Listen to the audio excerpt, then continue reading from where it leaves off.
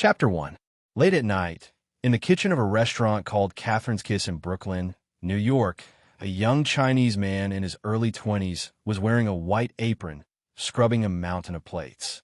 His expression was serious and focused, as if washing the plates was a noble and great job. Even if the white-skinned, sexy Caucasian female boss stood not far away and looked at him, he did not respond. Instead, he worked even more cautiously. It had to be said that this scene was a bit strange, so strange that the other male workers in the kitchen showed expressions of envy and jealousy. Especially the black man who was also washing the plates. He immediately whispered, "Hey, buddy, you're in luck. You know, I've worked in this restaurant for more than half a year, but I've never seen our charming boss pay so much attention to a man. Maybe you could be a little more proactive and ask her out for a meal after work or something." "Shut up. Get back to work." The young Chinese man responded coldly and continued to quickly scrub the next plate with his head down. But if one looked closely, they would notice that a deep fear flashed in his eyes, as if the beautiful woman in front of him was a terrible monster. All right. Keep your solemn and cold demeanor. Perhaps that's what Catherine likes." The black man muttered softly and shrugged nonchalantly. After a month of working together, he had long been used to the other party's attitude of not paying attention to everyone. After a few more minutes, the beautiful female boss finally turned and left the kitchen, disappearing at the end of the stairs around the corner. Seeing this, the young Chinese man instantly breathed a sigh of relief, and the tense expression on his face also relaxed. Maybe the other workers in the kitchen did not know the identity of this Catherine, but he had personally seen his boss use her strong will to throw a werewolf full of thick hair into the air and fall to his death. He definitely would not have any improper thoughts about her. In fact, he was not from this world, but from another world with a similarity of more than 90%, also known as Earth. The reason why he was thrown here was because he got drunk in a bar and complained to a stranger that he didn't know. He complained that the real world was too monotonous, that work was too boring, and that the relationship between people was too cold. It would be great if he could live in a fantasy world. As for the stranger's appearance, he couldn't remember it at all because he was drunk. But who would have thought that such a normal complaint would cause such a terrible tragedy? When he woke up, he was surprised to find that he was naked in a dirty alley. There was a palm-sized parchment scroll beside him. On it was written, "My dear friend, this is the fantasy world you wanted. Please enjoy it." At first, he thought that it was just a bad joke and prank by his friend. So he picked up the scroll and walked out of the alley, intending to see who was messing with him. However, as the saying goes, if you don't look, you won't know, but when you do, you'll be shocked. Whether it was the passers-by or the shops doing business, they were basically all white, black, and Latino people. The number of Asians was pitifully small. If it was a prank, it was a bit too much. Following that, he obtained a set of old clothes from a kind-hearted old man and headed towards the city center under his guidance. A few hours later, he saw the famous Statue of Liberty, the Empire State Building, the Golden Gate Bridge, and other iconic buildings. At that moment, no matter how stupid he was, he knew that this was the largest and most prosperous city in America, New York. Even time had been turned back to 2003. Shock, confusion, disbelief. With complicated feelings that could not be described with words, he began to try to contact his family and friends on the other side of the ocean, trying to figure out what had happened. But unfortunately, there seemed to be no trace of his existence in this world. After countless repeated confirmations, he finally realized that the words written on the parchment scroll were not a joke. They were real. The only thing he was not clear about was what the so-called fantasy meant. Until more than 20 days ago, he met his current boss, Catherine Agnes, a witch who wielded terrifying supernatural powers. Zhang Cheng, here, this is your salary for this week. Be careful when you go back later. The streets have been a bit chaotic recently. An old man of Mexican descent who looked to be in his 50s suddenly walked in and threw an envelope of cash on the table. His name was Kars. On the surface, he was the manager of this restaurant, but behind the scenes, he was Catherine Agnes' servant, assistant, and housekeeper. He also had some incredible powers. Thank you very much, sir.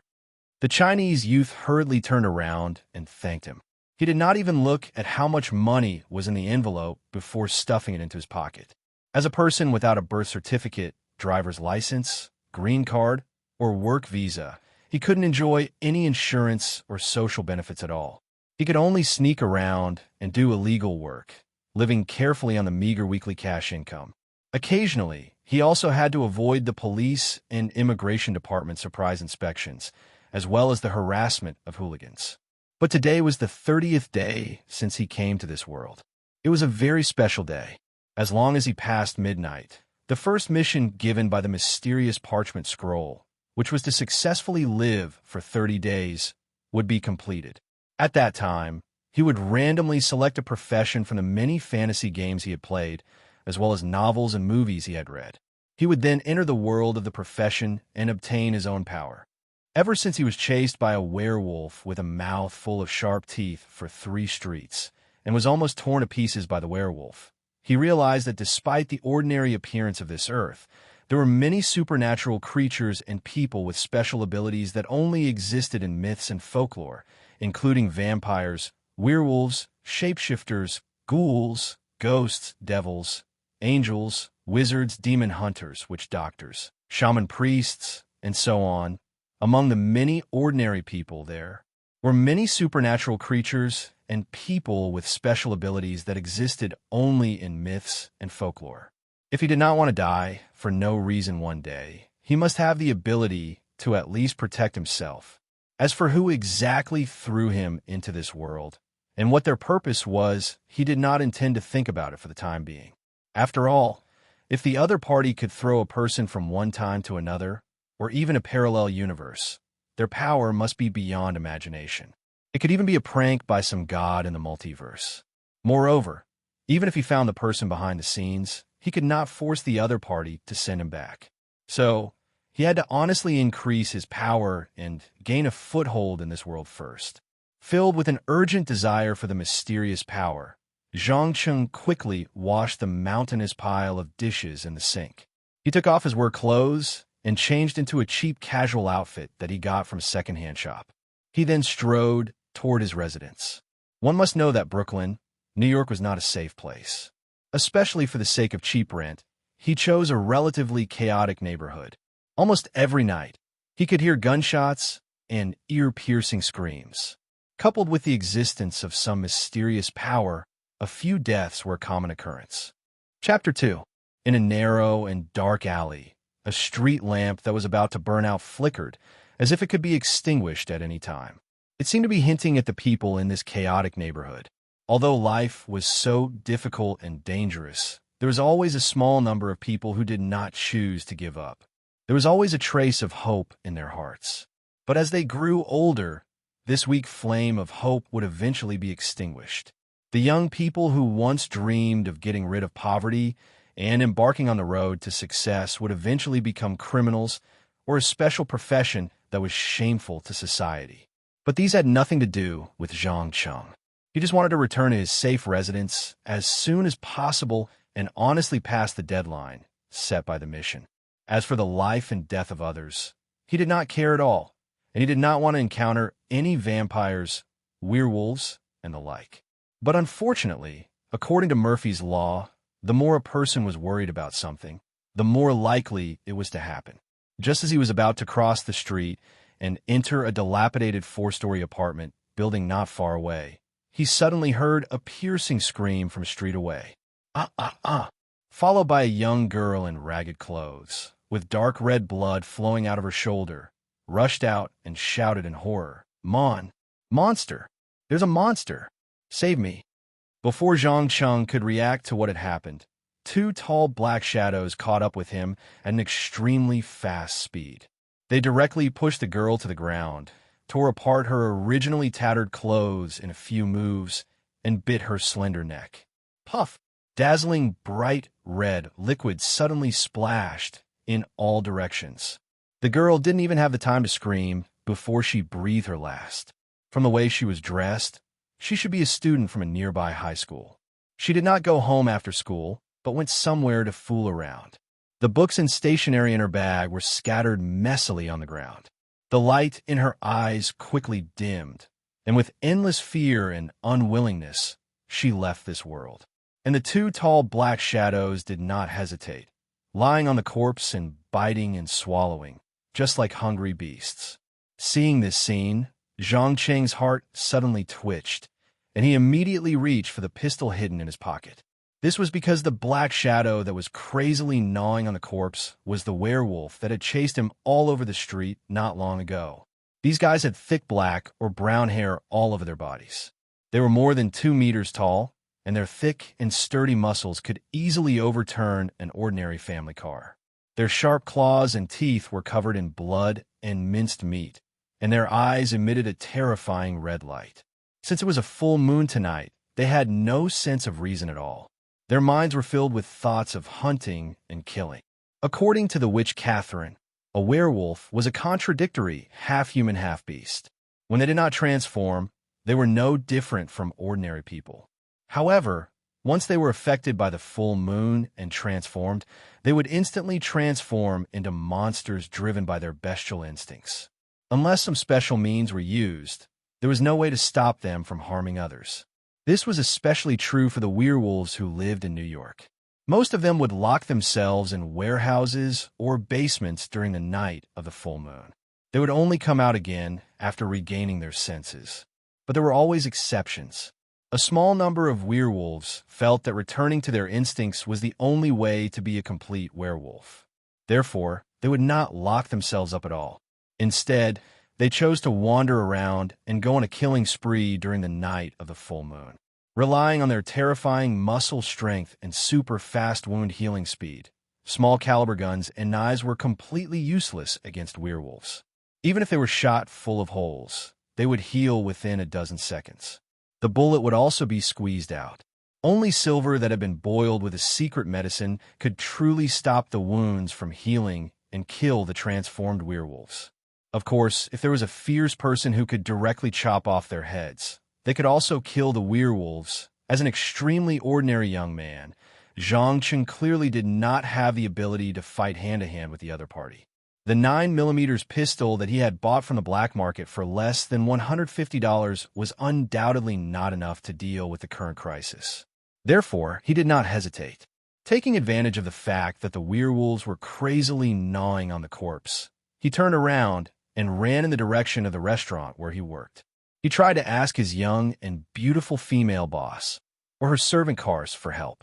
As for calling the police, he did not even dare to think about it. Not to mention the trouble of being an illegal resident. Just the weapons carried by ordinary patrol officers were simply not enough to deal with the current situation. A wolf! With a loud and clear howl, the exceptionally tall werewolf suddenly turned around. Needless to say, it must have found a new prey. It immediately called for another werewolf, leaving the badly mutilated female corpse behind and flanked from the left and right sides. Damn it! Zhang Cheng gritted his teeth and cursed. He quickly took out his 9mm pistol and pulled the trigger without thinking. Bang! Bang! Bang! Accompanied by a flash of fire, 3 bullets hit the werewolf that was charging at the front.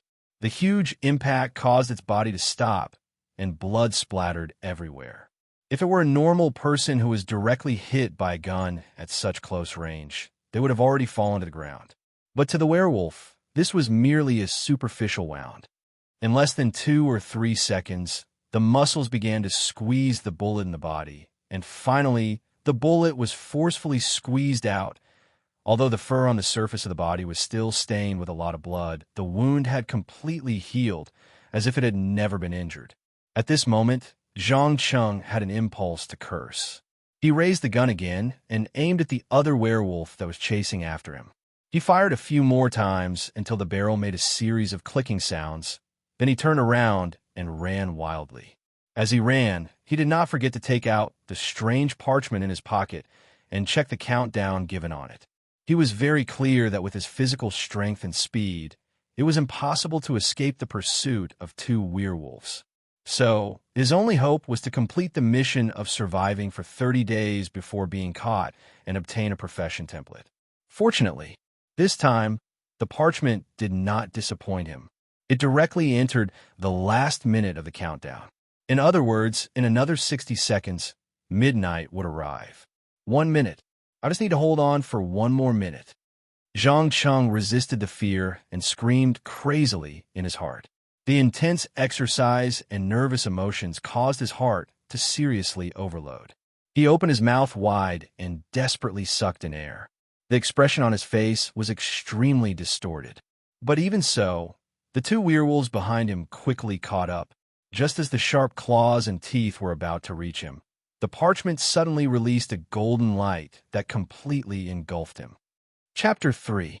Huff, huff, huff, huff. As he panted heavily, Zhang Cheng was surprised to find that he had arrived in front of a tower built in the middle of the void. Apart from the tower, everything around him was chaos and a river of stars that flickered with a variety of colors. He shuddered as he looked at the unbelievable scenery.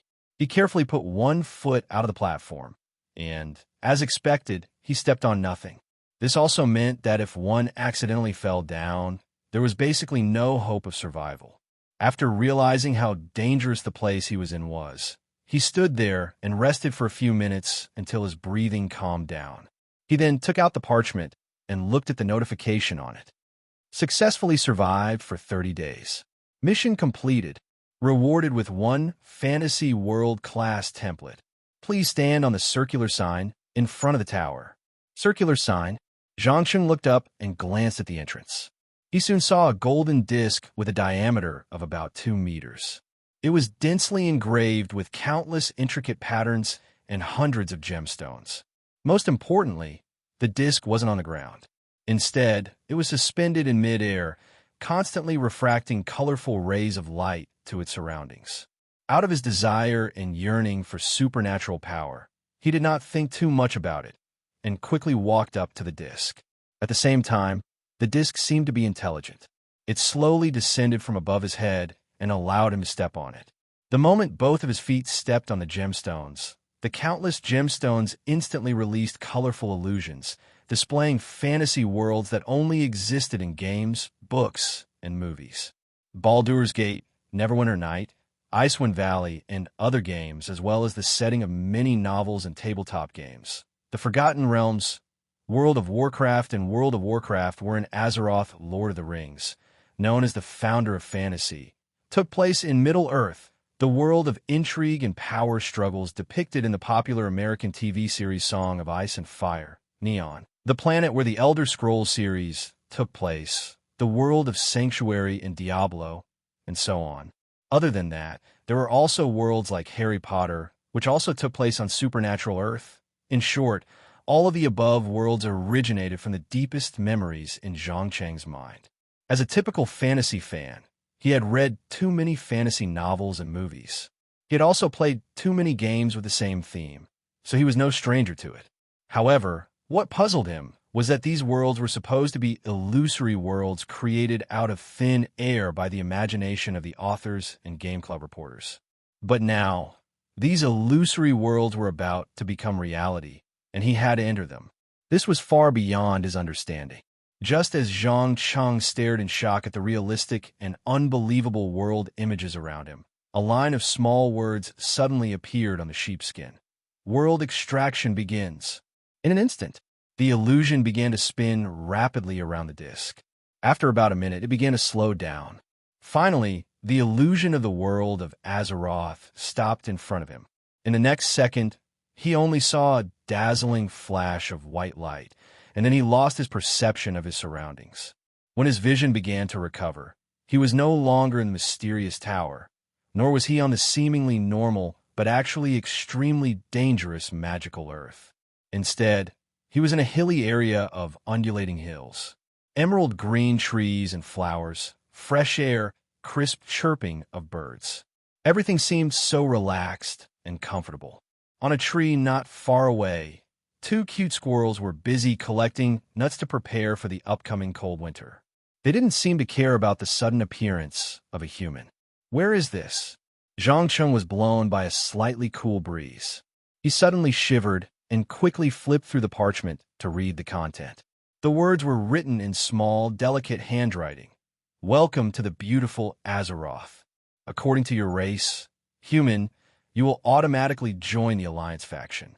At the same time, you can choose from the following 6 classes: Warrior, Warlock, Rogue, Priest, Mage, or Paladin. The following quests will be given out according to your class. 6 classes? No Hunters, no Death Knights. This should be the setting of the level 60 era, right? Zhang Cheng whispered as he tried to search through the vague memories in his mind. After all, this was a game from more than 10 years ago. In addition to countless revisions, there were also new races, classes, and levels that were released later on. There were not many people who could remember everything clearly. He didn't dare to be careless in choosing the first class template. He simply sat down on the soft grass and prepared to think carefully. First of all, the warrior class, which was known as the hellish difficulty of the 60s, was directly excluded from the choice. This was because this class was simply too easy to die. The famous phrase, "heaven to the left, warrior to the right," best described the tragic situation of the warrior class in the 60s. Perhaps in the game, players would at most run back and forth a few times and lose some money to repair their equipment. However, in the real world, they would lose their own lives. No one in their right mind would want to be a warrior who charged at the front. Secondly, classes like paladins, priests, warlocks, and so on had to be extra careful. Otherwise, they would be involved in danger and trouble. As such, there were only 2 classes left to choose from. One was a mage, and the other was a thief. The former had strong control and explosive damage, while the latter had excellent stealth and assassination skills. It could be said that each class had its own advantages. But out of his curiosity and yearning for the power of magic as a fantasy fan, Zhangcheng almost didn't hesitate. He immediately abandoned the thief who accompanied the shadows and whispered to the mysterious parchment, "Mage. I choose to become a mage." As you wish, a line of small words flashed quickly on the parchment, followed by countless knowledge and memories related to magic. They all surged into his brain like a tidal wave, causing intense pain in his sensitive brain nerves. He couldn't bear the pain at all. He immediately let out a heart-wrenching scream, as if 10,000 needles had pierced into his head at the same time. His eyes were squeezed by an unknown force, causing severe protrusions and congestion. Bright red blood even flowed out from the corners of his eyes. It was a very frightening sight. But fortunately, this pain didn't last for too long. In less than 30 seconds, the protective mechanism of the human body was activated. His eyes rolled back, and he fainted. Not long after he fell into a coma, a ball of light purple energy slowly emerged from his forehead and began to slowly wriggle along his skin. Wherever it passed, it would form a beautiful, shining pattern. Finally, when the surface of his skin was covered with this pattern, it formed a prismatic symbol on Zhang Cheng's forehead. It disappeared without a trace in about 3 to 5 seconds. Chapter 4. He didn't know how much time had passed. It could have been a few minutes, a few hours, or even a day or two. Zhang Cheng felt as if he had just had a long and unbelievable dream. In the dream, he had become a young man named Risen. He had been sent to the magic kingdom of Dalaran by his noble father at a young age to learn profound and mysterious knowledge. He had even met many famous people like Arthas Menethil, Jaina Proudmoore, Kale, that's Sunstrider, and many others.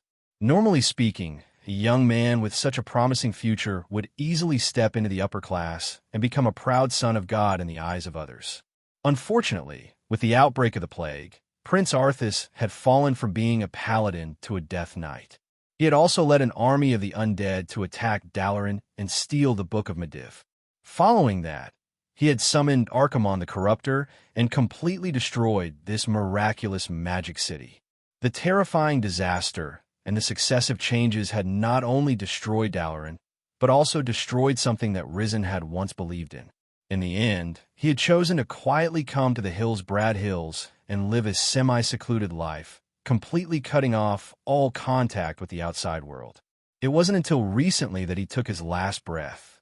It had to be said that this memory was too real. It was so real that it was as if he had lived another lifetime as Risen. In particular, the overwhelming army of the undead and the destructive power of Archimonde the Corruptor had made Zhang Cheng's soul tremble. In the end, following the cold death, his consciousness had finally returned to him and was no longer affected by Risen's memories. Only a small part of the profound and complex magical knowledge and incredible magical abilities had been retained. Fireball, arcane wisdom, frost armor, frost arrow, create water, create food, flame blast, arcane missile, polymorph, frost nova, magic suppression, slow fall, magic burst, firestorm, detect magic, remove lesser curses, magic amplification, defensive fire barrier, flash, blizzard, teleport, mana shield, icicle 1 by 1. The names of spells were both familiar and unfamiliar. Zhang Cheng understood that he was no longer an ordinary person, but a mage of Azeroth. According to the corresponding skills in the game, he should be between level 20 and 30. Of course, compared to the characters the players played in the game, he still lacked the most crucial part, talent. After all, whether it was arcane magic, fire, or ice talent, they could all greatly increase a mage's battle prowess. This was especially true for the ice wall and ice armor. They were simply the best choices to save one's life at a critical moment. Otherwise, there wouldn't be so many mages in the game who would choose ice over arcane or fire. Damn it, my head hurts. Zhang Cheng rubbed his temples and struggled to get up from the ground, shaking off the dirt and weeds on his body. Through Risen's memories, he now knew where he was. It was the area in the game called Hillsbrad Hills. As one of the main human settlements, the land here was fertile and had abundant rainfall. Coupled with the convenient seaport, the local commerce, agriculture, and animal husbandry were quite developed. As long as one followed the path on the right and walked south for 3 to 5 days, they would reach the famous South Shore town. But before that, he had to make a trip to Risen's cabin in the woods to receive the young mage's inheritance. After all, the class template only provided the most basic fighting ability for a mage. However, the mages of Azeroth were not only good at fighting, but also good at research, learning, discovery, and creation. If he wanted to become a complete mage, Zhang Cheng had to be like a real apprentice. He had to learn all the theoretical knowledge related to magic from the beginning. He had to make full use of all the methods available to him to gain power, and not rely on the simplified class template in the game. After understanding this, he quickly identified the direction with the help of the setting sun. He then walked straight towards the crooked forest path in the west, preparing to reach Risen's cabin before the sun set. Otherwise, once the sky darkened, the wilderness would immediately be filled with all kinds of ferocious beasts, such as mountain lions, grizzly bears, moss-eating spiders, and so on. If he was unlucky enough, he might even encounter a group of undead who called themselves the Forgotten. Although these guys had left the Scourge and joined the Horde camp led by the Orc chief Thrall, their evil nature had not changed at all. Even without Risen's memories, Zhang Cheng would not forget how many crazy and perverted missions he had taken on in Terran Mill when he was playing the role of a necromancer in the game. Perhaps it was very interesting to control an evil character in the game, but in the real world, no normal person would be able to accept the actions of the Forgotten. Anyway, if an undead creature suddenly appeared, he was sure that he would greet it with a fireball first and try to kill it quickly before it could react. As for communicating with it, it could go to hell. Full of vigilance towards the unfamiliar environment, Zhang Cheng finally saw the wooden cabin at the foot of the mountain before the last rays of the sun disappeared. From a distance, the hut wasn't very big. It only covered an area of about 40 square meters. Perhaps it was to defend against the attacks of wild beasts, or for some other reason. The first floor connected to the ground only had a pile of wooden stakes as a support structure. The real living area was on the second floor, about 3 to 4 meters above the ground. There were no ladders, no slopes, and no places to climb. The wooden stakes were even covered with thorns, making it impossible to climb with bare hands. Obviously, the owner of the house had deliberately planted these thorns. But this was no problem for a mage. Zhang Cheng raised his hand and cast a blink spell, instantly moving from the bottom of the shelf to the balcony on the second floor. Just as he was surprised by the plasticity and wonderful changes of the arcane energy, a black shadow, suddenly jumped out of the wooden cabin's window. As the sky was completely dark, he could not see what it was at all. Subconsciously, he followed the habit in the game and cast Frost Nova. Pa! Along with a crisp sound, a crystal-clear frost spread out with the caster as the center, immediately freezing the black shadow in place. Roar! Feeling the piercing cold, the black shadow struggled with all its might, growling angrily as its two fierce eyes reflected a green light. With the help of the weak light, Zhangqing finally saw the true face of the black shadow. It had a body of yellow fur, and, excluding the tail, its body length was about 1.8 to 2 meters. It had the characteristics of a typical cat, and its appearance was very similar to a cougar. Chapter 5. Seeing the large cat so close to him, Zhangqing broke out in a cold sweat. Taking advantage of the fact that the freezing effect had yet to wear off, he quickly condensed his mana and turned it into a harmless sheep. Meh. The mountain lion clearly couldn't understand why its body had suddenly shrunk and why its sharp claws and teeth had all disappeared. A trace of confusion appeared in its eyes. But Zhangqing didn't plan on giving it time to think. He raised his leg and kicked it off the second floor. The mountain lion that had been attacked immediately returned to its original form in midair. Relying on the outstanding balance of the feline family, it effortlessly flipped its body and steadily landed on the ground. The moment it landed on the ground, an ice arrow emitting a bone-piercing chill descended from the sky, immediately tearing apart its earthy yellow fur and freezing the blood vessels and muscles near the wound, forming a large patch of terrifying purple and red frostbite. Even though it wasn't bleeding, frostbite was actually much more serious than bleeding. Looking at the mountain lion's pained expression and its slow movements, it could be seen how uncomfortable it was. It opened its mouth full of sharp teeth and let out an angry roar. Roar! But Zhangqing, who was standing on the second floor's balcony, didn't care about the wild beast's raging emotions. He was completely focused on guiding the magic energy. In the blink of an eye, orange flames appeared on his hands. The next second, boom! A blazing fireball flew through the air at an extremely fast speed and smashed into the stomach of the mountain lion, followed by a violent explosion. The scorching flames almost instantly charred the mountain lion's thick fur, and the explosion also tore apart the soft muscles of its stomach, revealing its mangled internal organs. Under the merciless attack of ice and fire, this king of the forest was immediately pushed to the brink of death. It didn't even have the chance to resist or escape. The merciless Zhangqing quickly followed up with a frost arrow and a fireball. Only after confirming that the mountain lion couldn't do anything else did he stop, turn around, push open the door, and enter the wooden house. As this was his first time using magic in battle, he didn't feel unfamiliar with it as he expected. It was as if it was an innate talent that he didn't need to think too much about. As long as he thought about it, the mysterious arcane energy in his body would naturally react. Perhaps this was one of the benefits of simplifying the class template. He didn't need to be like a real mage of Azeroth, spending years or even decades to study profound theoretical knowledge in order to obtain a certain amount of battle power.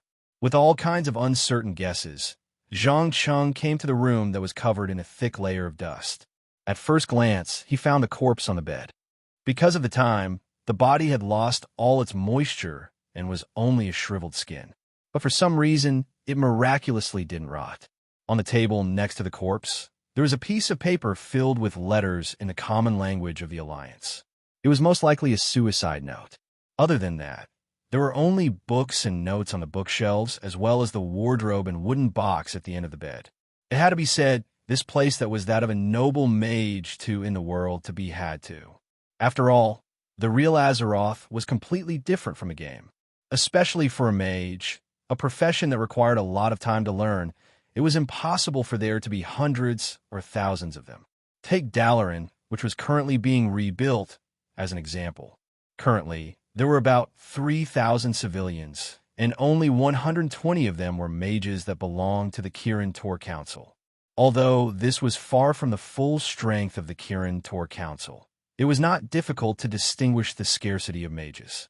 "What a pitiful guy. May your soul rest in peace," Zhang Qing muttered to himself as he stared at the corpse. He picked up the scribbled paper and wanted to see what the other party couldn't let go of at the last moment, and left behind a will. In the end, after reading for a few minutes, he didn't know whether to laugh or cry. The first half of the will was filled with hatred and curses towards Arthas. As the saying goes, deep love, deep hatred. Jason had always thought that Arthas could lead Lordaeron to unprecedented prosperity and power, but he didn't expect the prince to degenerate into a terrible death knight before inheriting the throne. He even killed his own father, massacred the people he swore to protect, and completely destroyed the kingdom that had once been glorious. The sharp contrast between before and after made his heart and body unable to accept it, so he chose to turn all his feelings into hatred. As for the second half, it was about his admiration and unrequited love for Jaina that no one knew about. Like many men in Dalaran, Jason was also deeply fascinated by Jaina Proudmoore's beautiful appearance and incredible magic talent. But among the many suitors, he was too insignificant, so insignificant that no one noticed the feelings hidden deep in his heart until the last 10 minutes before his death. From between the lines of the will and the remaining memories in his mind, Zhang Qing quickly realized that the mage named Jason was a typical person with high IQ, low EQ, and a little low self-esteem. His nerves were sensitive and fragile, so he couldn't recover after a setback and completely lost hope in life. After reading this will, Zhang Qing sighed slightly and went to the bookshelf to read the heavy notes. He didn't know if it was a venting or a confession of some kind of true feelings. After a while, he was firmly attracted by the strange magical knowledge and unknowingly forgot the passage of time. When he was hungry, he would make a piece of magic bread to satisfy his hunger. When he was thirsty, he would make some magic water. When he was tired, he would lie down on a chair not far away to take a nap. For the next half a month, he was completely immersed in the sea of magical knowledge. Through the legacy left by Jason, he finally had a clear understanding of the mage profession. In Azeroth, mage didn't just refer to the mage profession that players could choose in the game. It referred to more than a dozen different branches, including shadow, necromancy, arcane, fire, frost, and so on. This was because, strictly speaking, whether it was the first warlocks in the human world or the necromancy of the Cult of the Damned, they were actually the results of powerful mages studying the spells of the Orc Shadow Council. Although the initial purpose was to defeat the enemy faster, as the research deepened, they were gradually tempted by the strong power and eventually fell to become the Burning Legion or the minions of the Scourge.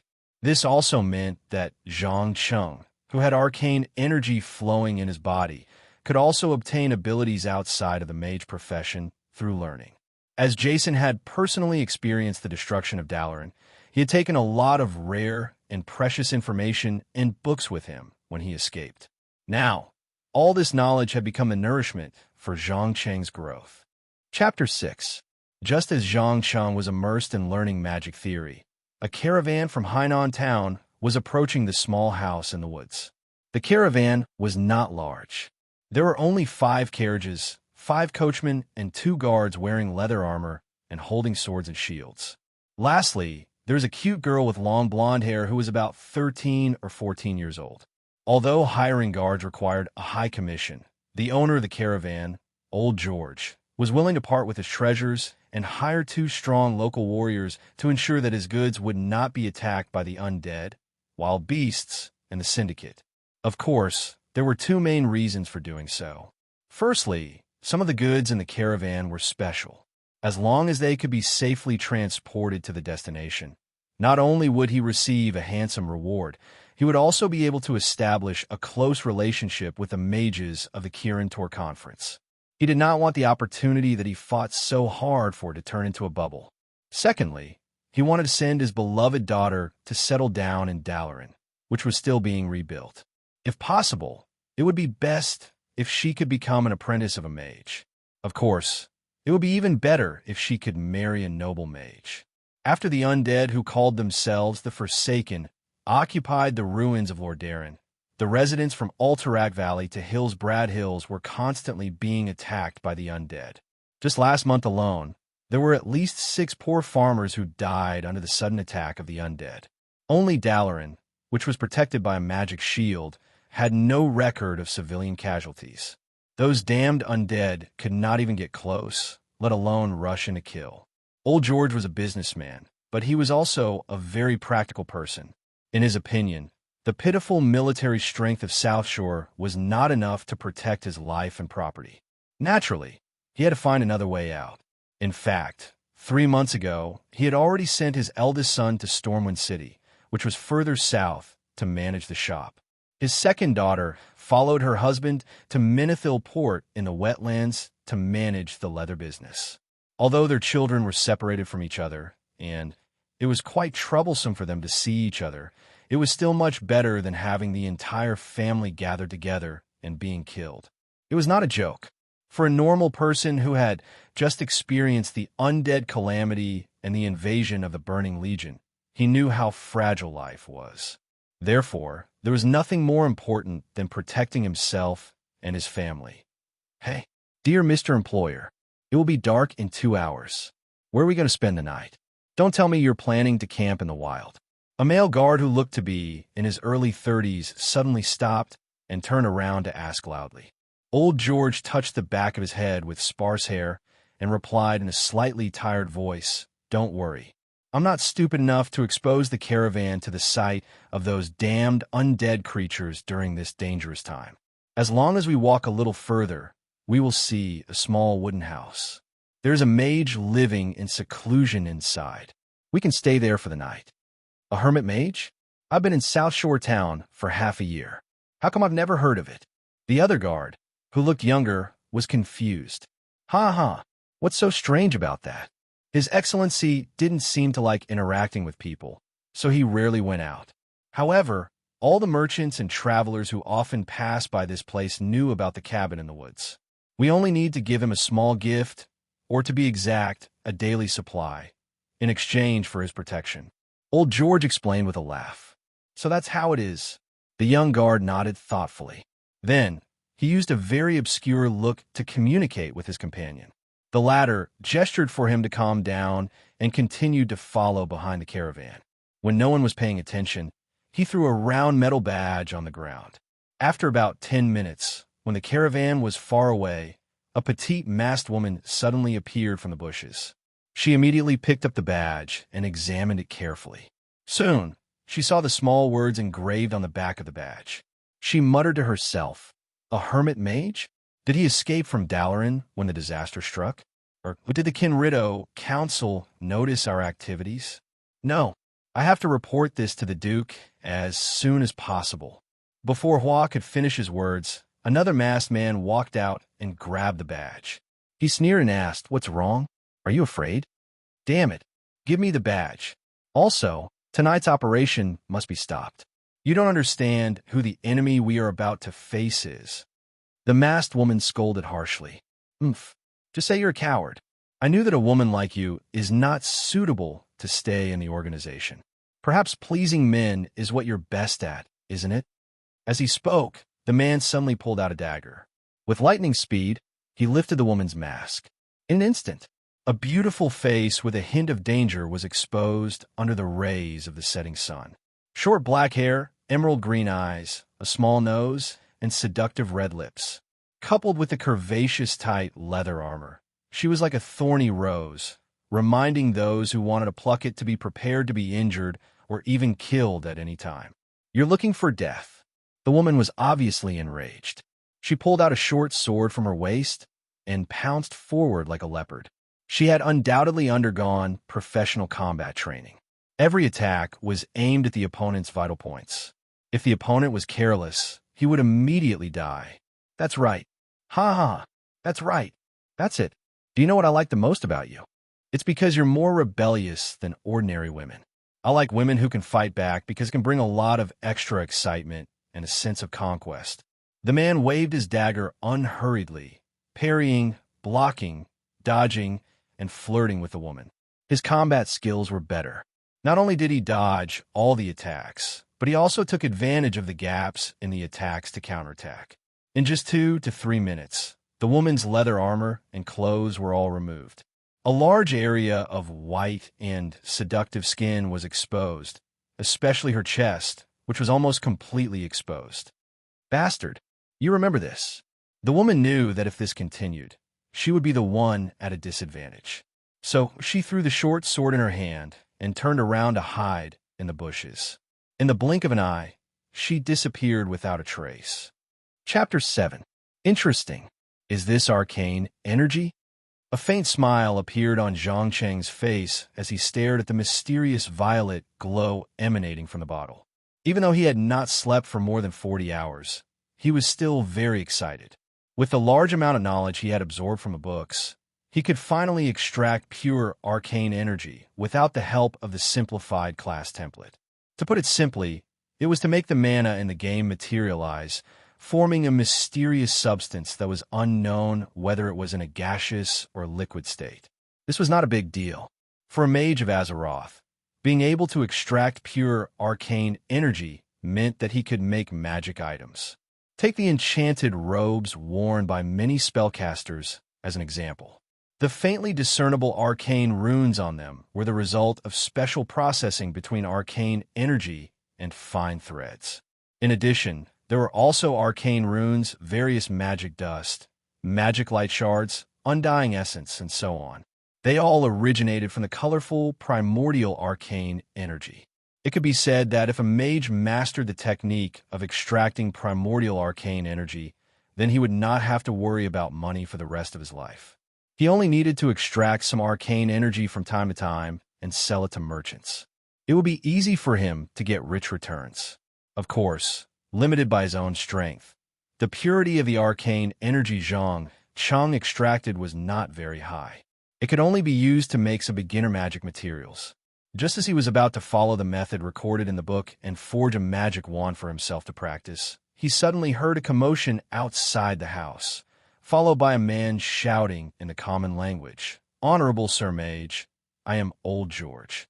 May I ask if you're home?" Old George? Zhang Cheng frowned subconsciously. He looked out through the gap in the window and found that a few carriages had stopped in an empty space only a few dozen meters away from the wooden house. The leader was a bald, old man who was carrying a few heavy sacks. He looked eagerly at the second floor, as if waiting for a definite answer. The other party obviously did not know that the mage who originally lived here had been dead for a long time. Only a corpse was left lying on the bed. Just as he was hesitating whether to go out and meet with the natives of Azeroth and learn more about the outside world, a few lines of small words suddenly appeared on the parchment that had not been touched for many days. Mission. First, the apprentice's trial had to arrive at the magic kingdom of Dalaran within 10 days and obtain the approval of the Kirin Tor Council. The talent tree will be activated if the talent tree is successfully completed.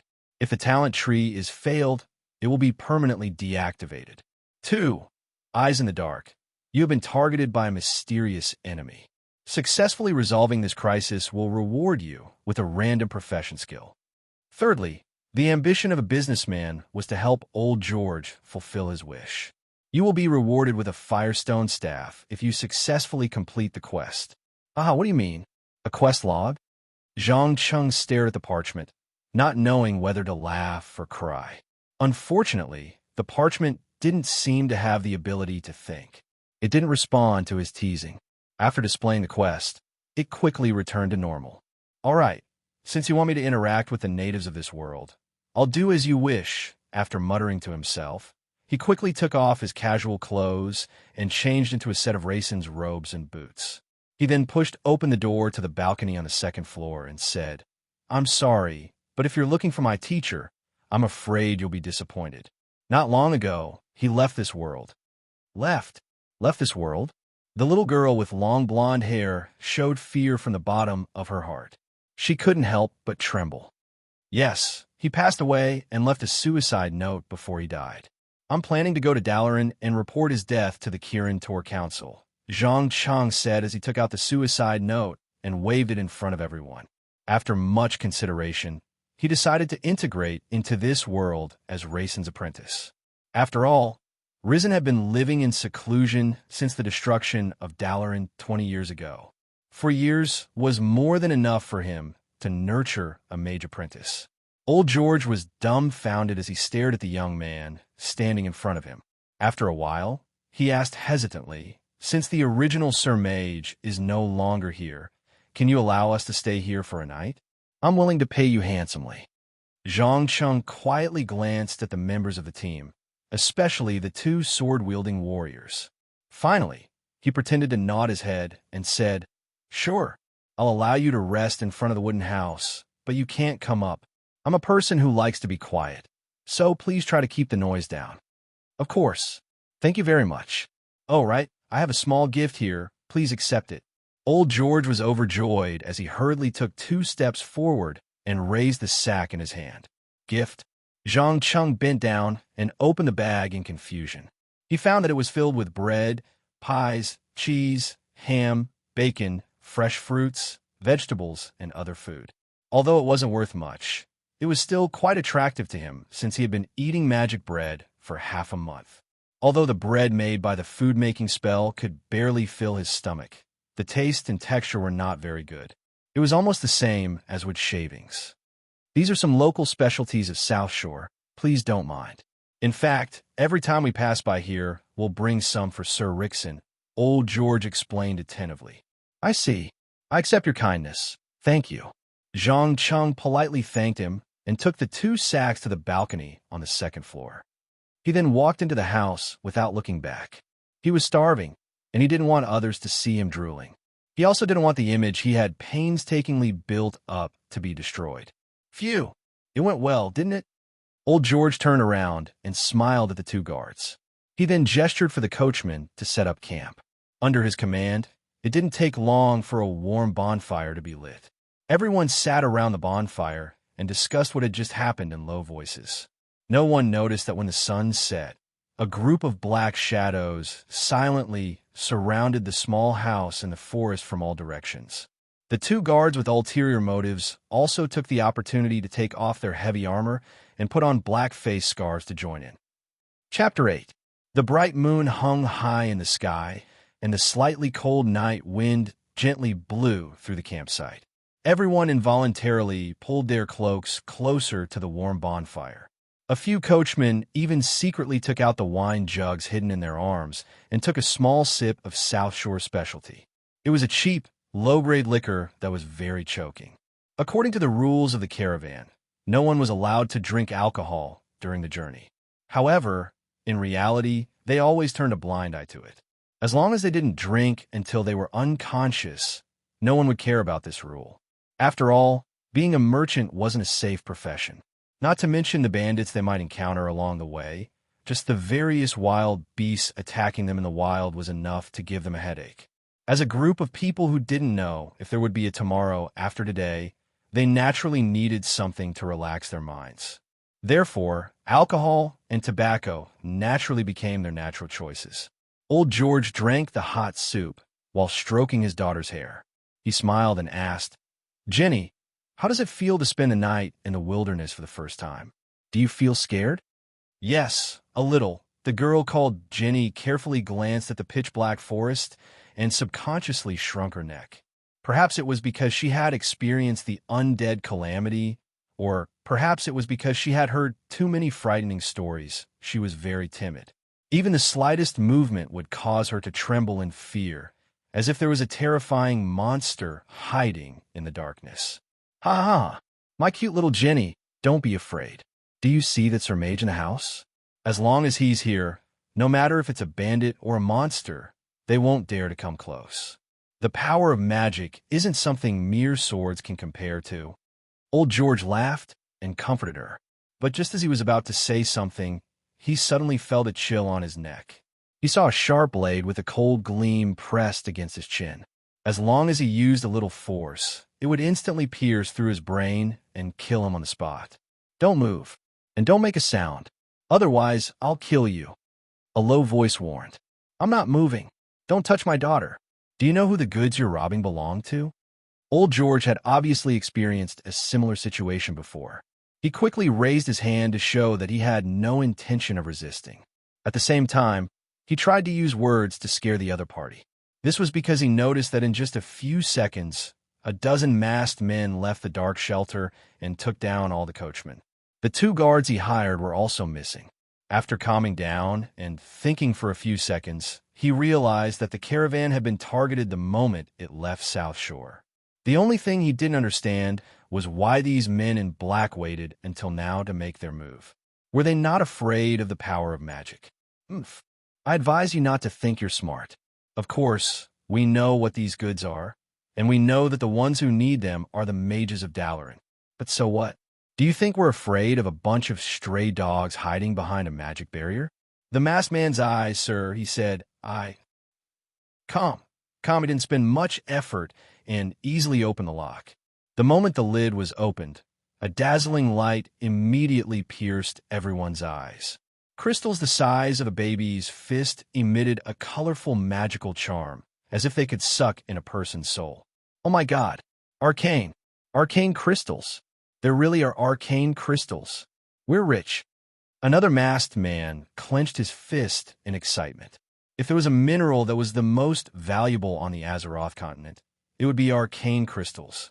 Compared to them, gold, silver, and mithril were all worthless. These crystals, which were completely condensed from mysterious arcane energy, could not only be used to create powerful magical equipment, they were also a necessity for mages to build arcane towers. Only a very small number of thorium or veins had a very low chance of producing them. Their value could not be measured by money. It was obvious that Dalaran, which was being rebuilt, needed a large amount of arcane crystals. Therefore, anyone who could bring arcane crystals could use this opportunity to establish a friendly relationship with the Kirin Tor Council, so that they could have priority in purchasing various alchemy potions and magic items in the future. No merchant would be stupid enough to doubt the ability and speed of mages to create wealth. In their eyes, mages were directly equal to cute gold and silver coins. Seeing that his most valuable goods were taken out, old George's face immediately turned ugly. He struggled to stand up and protect his wealth. But before he could straighten his knees, he immediately felt a heavy blow on the back of his head. He suddenly fell to the ground with a plop. Dark red blood quickly dyed his hair red and slid down his neck. Dad, what happened to you? Go away. Stay away from my dad. When Jenny saw that her father was injured, she quickly rushed over and tried to push the attacker away. But unfortunately, with her slender little arms, she was obviously not a match for a strong adult man. The masked man effortlessly grabbed the girl's wrist and used his other hand to pinch her little face that was mixed with fear and anger. He unscrupulously teased, "Ha ha, look, there's a little girl with a symbol here. Maybe after we're done with this, we can have some fun together." "No, take your filthy hands away. Don't touch my daughter. Or else.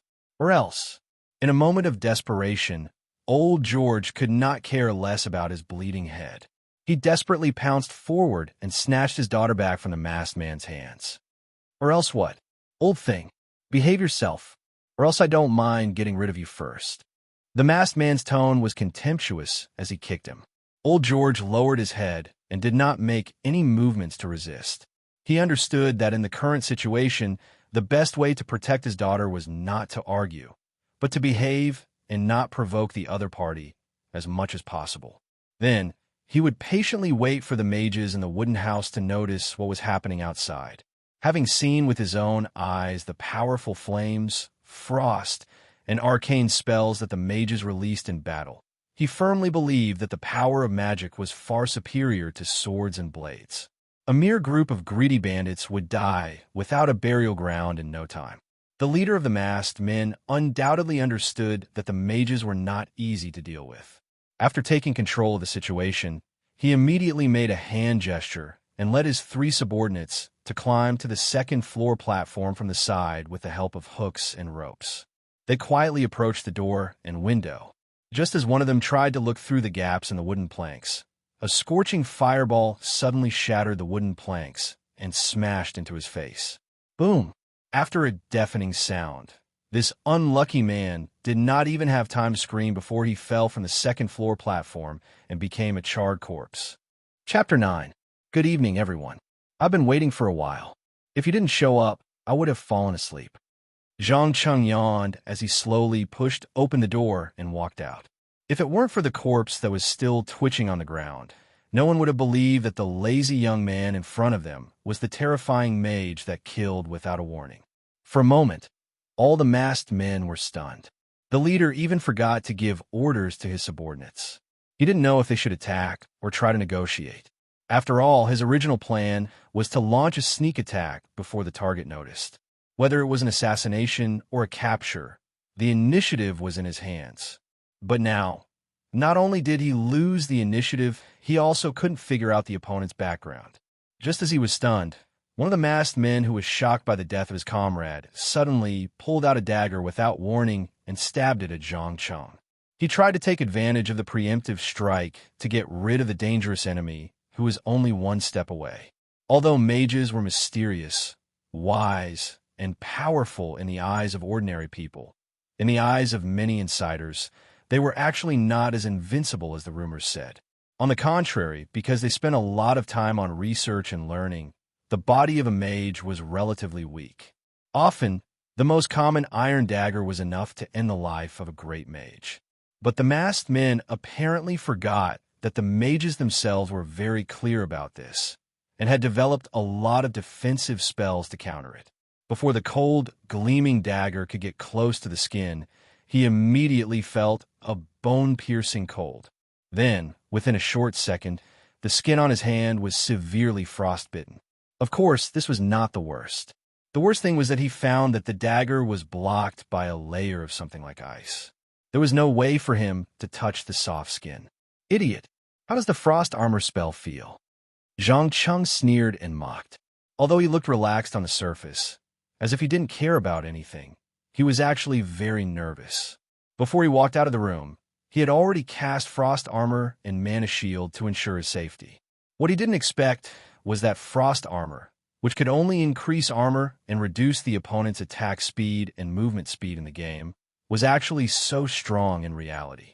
A thin layer of ice that was almost invisible to the naked eye could directly block the piercing of sharp weapons. The caster himself couldn't even feel a trace of coldness. Shock, fear, trembling, despair.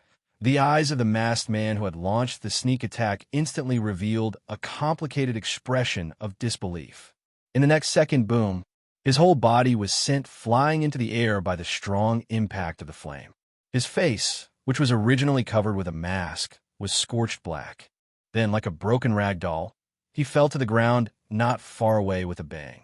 Just like the unlucky guy before, he was completely dead. After killing two guys of unknown origins in a row, Zhang Cheng's mental state became abnormally excited, as if the hunting and killing instinct hidden in his genes had been completely activated. He kept looking at the two masked men on the balcony, as if he was considering who to kill first. Ever since the parchment gave him the mission, Eyes in the Dark, he had mentally prepared himself. After repeatedly testing and practicing with the grizzly bears, mountain lions, and moss-eating spiders that often appeared around the wooden house, he had basically grasped a part of the fighting skills of a mage.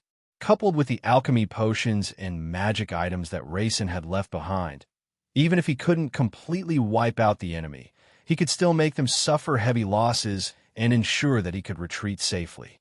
It was this fearlessness that made him extremely aggressive, as if he wanted to completely release the fear that had accumulated in the depths of his heart through violence. There was no hesitation or hesitation. To be precise, Zhang Cheng didn't even see these guys in front of him as humans. Instead, he saw them as NPCs in the game, or wild monsters that provided experience to the players. Stop. Mage, I think we can have a talk. The leader of the masked men was undoubtedly aware of this chilling coldness. He hurriedly shouted loudly, trying to use negotiation to alleviate the unfavorable situation at hand. After all, there were only two people left on the balcony on the second floor, and he didn't want to see if he could survive the impact of a destructive spell. But unfortunately, Zhang Cheng was never the kind of person who liked to listen to others' advice. He could even be described as conceited, especially when it came from the enemy. He completely ignored the other party's words, and a dark blue light suddenly gathered in his right palm, following which he released it at the unlucky guy closest to him. Asterisk woo woo woo. Asterisk accompanied by an ear-piercing sound. A terrifying ice shard was driven by the high-speed airflow, engulfing a fan-shaped area within a radius of 4 to 5 meters. Not only did it tear the target's skin into a bloody mess, but also severely damaged his muscles and nerves, making him look like he was in slow motion. There is no doubt that this was the icicle spell that many mages in the game loved. It could not only slow down movement, but also cause large-scale cold damage. But when used in the real world, it was far more terrifying than in the game. At least the icicle spell in the game was definitely not as savage and bloody as it was now.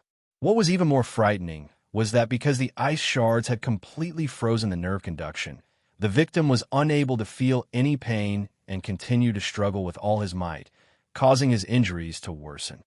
There were even a few places where his tendons had been twisted. Before he could run a few steps, he was like a rag doll, rolling from the balcony on the second floor to the ground with a thud. Zhang Cheng didn't treat the masked man as a human at all. His hands emitted scorching flames as he aimed at the masked man who was covered in blood and shot out a fatal fireball. Boom! After a huge sound and a heat wave, a charred corpse flew into the air and fell heavily in front of the two men who were planning to secretly climb up with the help of ropes. They were so frightened that they hurriedly dodged, afraid that there would be more terrifying spells descending from the sky. Cruel, cold, and merciless Zhang Cheng's attitude made the leader of the masked men realize that the person standing in front of him wasn't an ordinary person, nor was he a gentle academic mage like he had imagined. Instead, he was an extremely difficult battle mage. If he couldn't quickly come up with a countermeasure, then the next person to fall would be him. He didn't think that his men around the wooden house would risk their lives to rush up and attack him. Smelling the smell of blood and burnt flesh in the air, Zhang Cheng slowly turned around and stared at the only survivor on the balcony on the second floor. He sneered and said, "What did you say just now? You want me to stop? Sorry, my ears aren't very good. Sometimes I can't hear people clearly. I'm sure you don't mind, right?" Of course I don't mind. It's all their fault. They shouldn't have acted with hostility and caused unnecessary misunderstandings. For this, I would like to express my sincerest apologies to you." After saying this, the leader of the masked men took off his mask, revealing the face of a man in his 30s.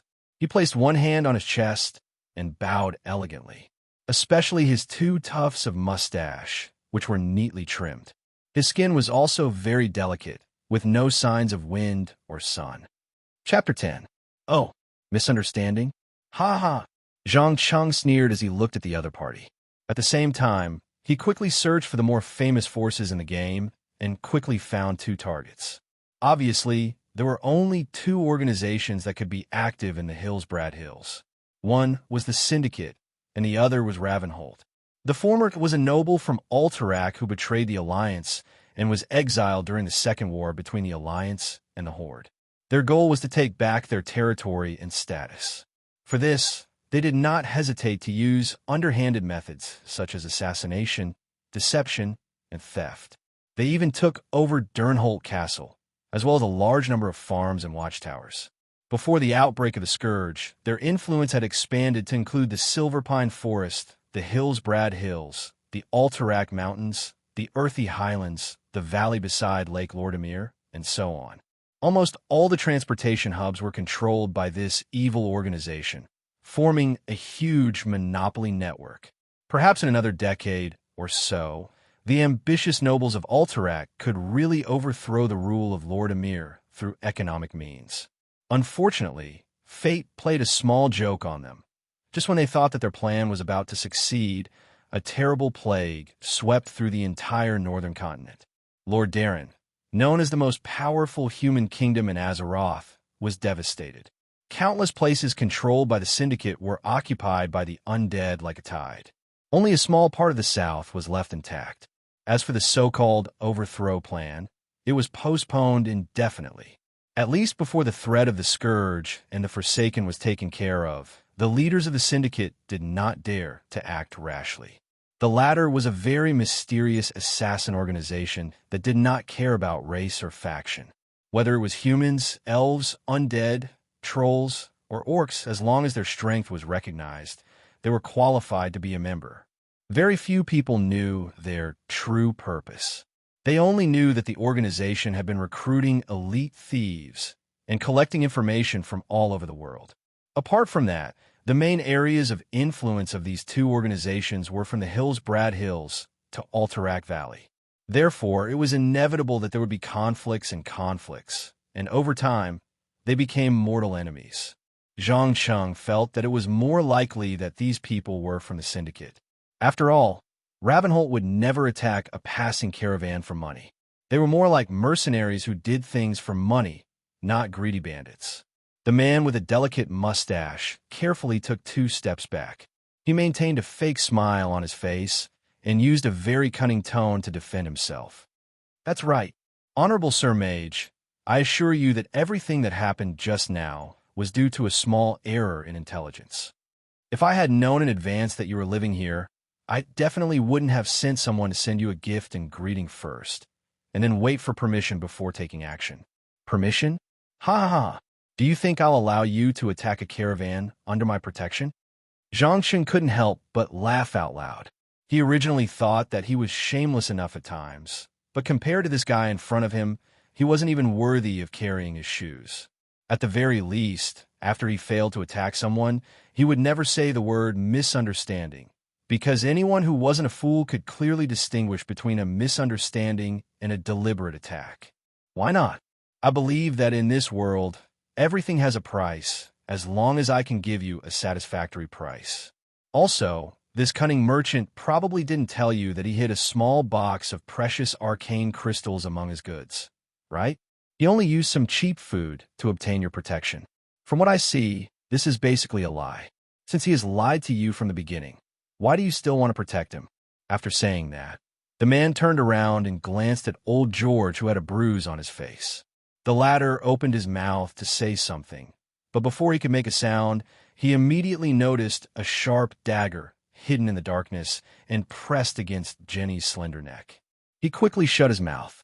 Because the light was very dim, Zhang Cheng didn't notice these little movements, but he wasn't stupid enough to believe a person who wanted to kill him a few minutes ago. He only stared at the glowing arcane crystals in the box and asked with a faint smile, "Then tell me, what are you going to use to buy me over?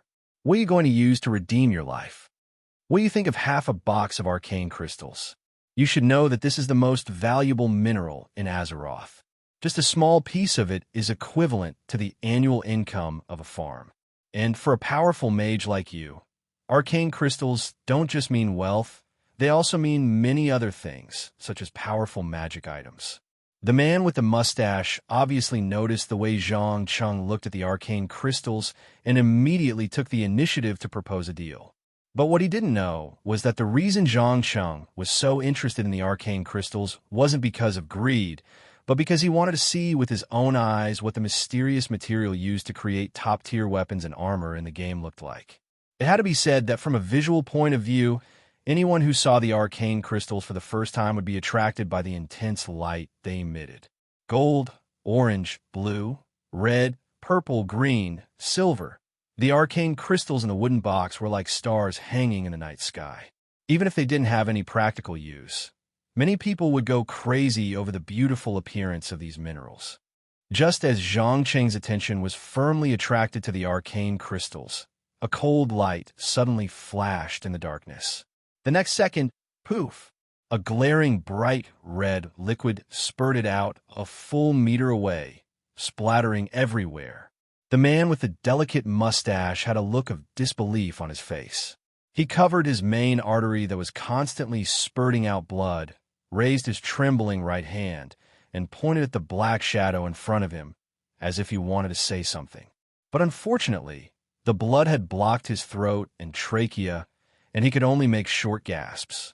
After struggling desperately for a dozen seconds, he fell to the ground with a thump, and his 2 eyes that were filled with fear slowly lost their light. The shadow hidden in the darkness used an assassination technique that ordinary people could not catch. It easily slit the neck, including the throat, trachea, aorta, and a series of fatal parts. From the beginning to the end, it took less than a second to finish. He even cruelly and deliberately chose not to kill the target immediately, but to let the target experience the pain of not being able to breathe before death and the fear of losing a large amount of blood. Only a psychopath and madman who enjoyed killing and taking away lives would choose such a method. Chapter 11. The twitching corpses made Zhang Cheng's pupils constrict. His excitement from the massacre quickly calmed down. He stared at the attackers who had suddenly appeared, his nerves stretched to the limit. But before he could get a clear look at the man's face, he suddenly heard a girl's ear-piercing scream. Then, more attackers rushed out from the darkness and attacked the masked men who were holding the caravan hostage. In less than 2 to 3 minutes, the simple campsite was covered in blood. Everyone who tried to resist or had the intention to resist were mercilessly slaughtered. Only those who had dropped their weapons and knelt on the ground from the beginning survived. Precise, efficient, deadly, merciless. These shadows wrapped themselves tightly in gray cloaks, did not communicate with each other verbally or physically. They perfectly demonstrated what it meant to cooperate with each other in an intimate manner. They were like a group of emotionless machines. Even if they had taken a few lives, their emotions did not fluctuate at all. They quickly snatched the small boxes full of arcane crystals. As for the other goods in the carriage, they did not even look at them. Without a doubt, their goal was clear. That was the arcane crystals that all intelligent life in Azeroth coveted. They were willing to destroy all obstacles in their way. With the help of the dim campfire, Zhang Cheng vaguely noticed something unusual. For example, the eyes of the attackers reflected a strange red light and the smell of decay in the air. Although this smell was covered by a pungent smell similar to antiseptic, it was still distinguishable as long as one paid close attention. Don't act rashly, living people, the dark figure who killed a man with a mustache said in a hoarse voice that made one's hair stand on end. Who are you? Zhang Cheng carefully probed while silently preparing his next spell. As long as the opponent made any threatening moves, he would not hesitate to use Flame Blast to knock them off the second-floor balcony of the wooden house and put some distance between them. After all, after witnessing the creepy sneak attack, anyone with a little bit of vigilance would not allow such a dangerous person to get close, let alone give him a chance to use the same trick again. However, the guy hidden in the gray cloak did not seem to care at all. He continued to laugh and said in a voice that sounded like fingernails scratching wood, "Who are we?" "Ha ha. I have to say, you asked an interesting question, so interesting that I don't know how to answer you. The reason is simple. The outside world has many names for us. The Alliance calls us undead, just like the Lich King's scourge. They hate us, fear us, and wish to destroy us forever. But in reality, it was the exact opposite. We were mortal enemies with that bastard Arthas. No other race in Azeroth was like us, willing to sacrifice everything to complete the ultimate revenge. As for the Horde, although they temporarily accepted us, they didn't trust us. They even had a suspicious attitude and used us to restrict the power of the Alliance. We call ourselves the Forgotten Ones, loyal to the Dark Queen Sylvanas." Hearing the other party's self-introduction, Zhang Cheng's already nervous nerves became even more nervous. He even had the impulse to make the first move. It was important to know that these undead who had their own consciousness were not the human bandits that were suspected to be the Syndicate. Each of them had personally experienced a tragic war. Whether it was killing techniques or mental fortitude, they were far superior to the former, especially when they were under the control of the Lich King. Most of the Forgotten had their hands stained with the blood of innocent civilians. Their hearts had long been swallowed by twisted and dark emotions. Although they had now regained their consciousness, the driving force that kept them alive was not love or hope, but an unparalleled hatred for the Scourge and the Lich King. For this hatred, they were willing to pay any price, even if it meant destroying their last trace of humanity and conscience. If you accidentally fell into their hands, then being killed on the spot would definitely be a form of release.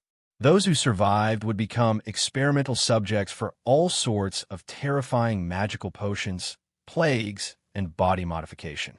The unluckier ones would even be awakened from the dead and become a member of the cursed. As a player who had played the role of the Forgotten, Zhang Cheng would rather die than become a prisoner of the undead.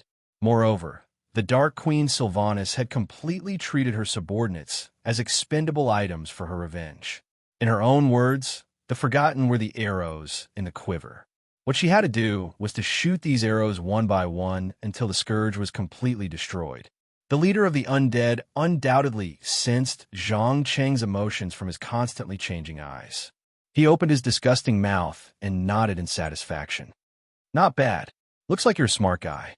You're not like the other living people, either rushing to die as soon as you see us or screaming and running away. You seem very calm, so I suggest you stay where you are obediently and don't move. This way, I won't have to sacrifice my precious subordinates to kill you, and you can also save your own life. You know, killing a mage is quite troublesome, isn't it? You think you can kill me with just a few undead? Someone tried just now, but unfortunately he failed. You won't be an exception, Zhang Cheng replied calmly. Perhaps it was the crushing battle that had built up his confidence, or perhaps his hatred for the undead had won over everything. In any case, he felt that the nervousness and fear in his heart were quickly disappearing, replaced by an inexplicable calmness. He was completely unafraid of the threat in the other party's words. "Ha! Do you think those motley crew of syndicate bandits can be compared to us?" Accompanied by a disdainful laugh, the black figure slowly took off his hood, revealing a face that looked like the scene of a car accident. Especially the dense stitches on the left side of his face, as well as the dark green mucus that seeped out from the stitches. It was like a nightmare from a nightmare. Just this face alone was enough to scare off more than 90% of the living people. Of course, compared to the white larvae wriggling around the eye sockets, a mere stitched face was nothing to be alarmed about. It was no wonder that when the Forsaken first appeared in the game, even though he was a member of the Horde, he still had a cold relationship with the other three races. Other than his dark way of doing things, just this face alone was enough to disgust even the orcs, whose aesthetic style leaned towards the rough side. Looking at such a hardcore and restricted image, Zhang Cheng only felt his appetite churning. The dinner that he had eaten not long ago kept surging up, threatening to burst out of his throat at any time. Fortunately, just as he was about to vomit, a rhythmic sound suddenly came from afar. It quickly diverted his attention, and within a few seconds, he heard the neighing of horses. Chapter 12. Another guest. It seems that tonight is destined to be a sleepless night. Zhang Cheng's lips curled up slightly as he muttered to himself in a very playful tone. Although he didn't know who these people on horses were or which force they belonged to, he was sure that they weren't the Forsaken. Because they were resurrected by shadow energy, their biological structure was completely different from normal people. Even if there wasn't any light, they could still see everything around them clearly. Therefore, there was no need for torches, nor could they ride live horses. In fact, before the undead could even get close to the horses, the war horses with sharp senses would immediately flee in fright. They could only ride the undead war horses that were similarly resurrected by shadow energy, and the undead war horses were unable to make any sounds. Since they were living people, they naturally didn't have any good feelings towards the undead.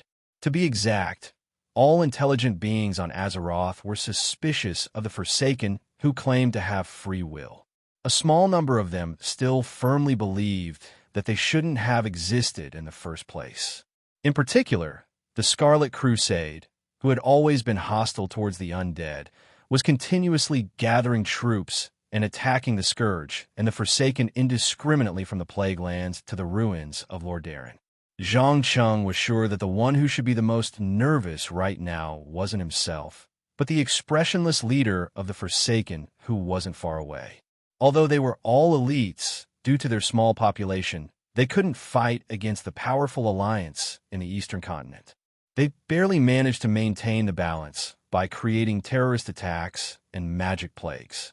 Once they made a mistake and suffered heavy losses, they wouldn't be able to recover for a long time. The Alliance might even take the opportunity to eradicate them, let alone take revenge on the Lich King. It could be said that the Forsaken had the worst war potential among all the forces in Azeroth.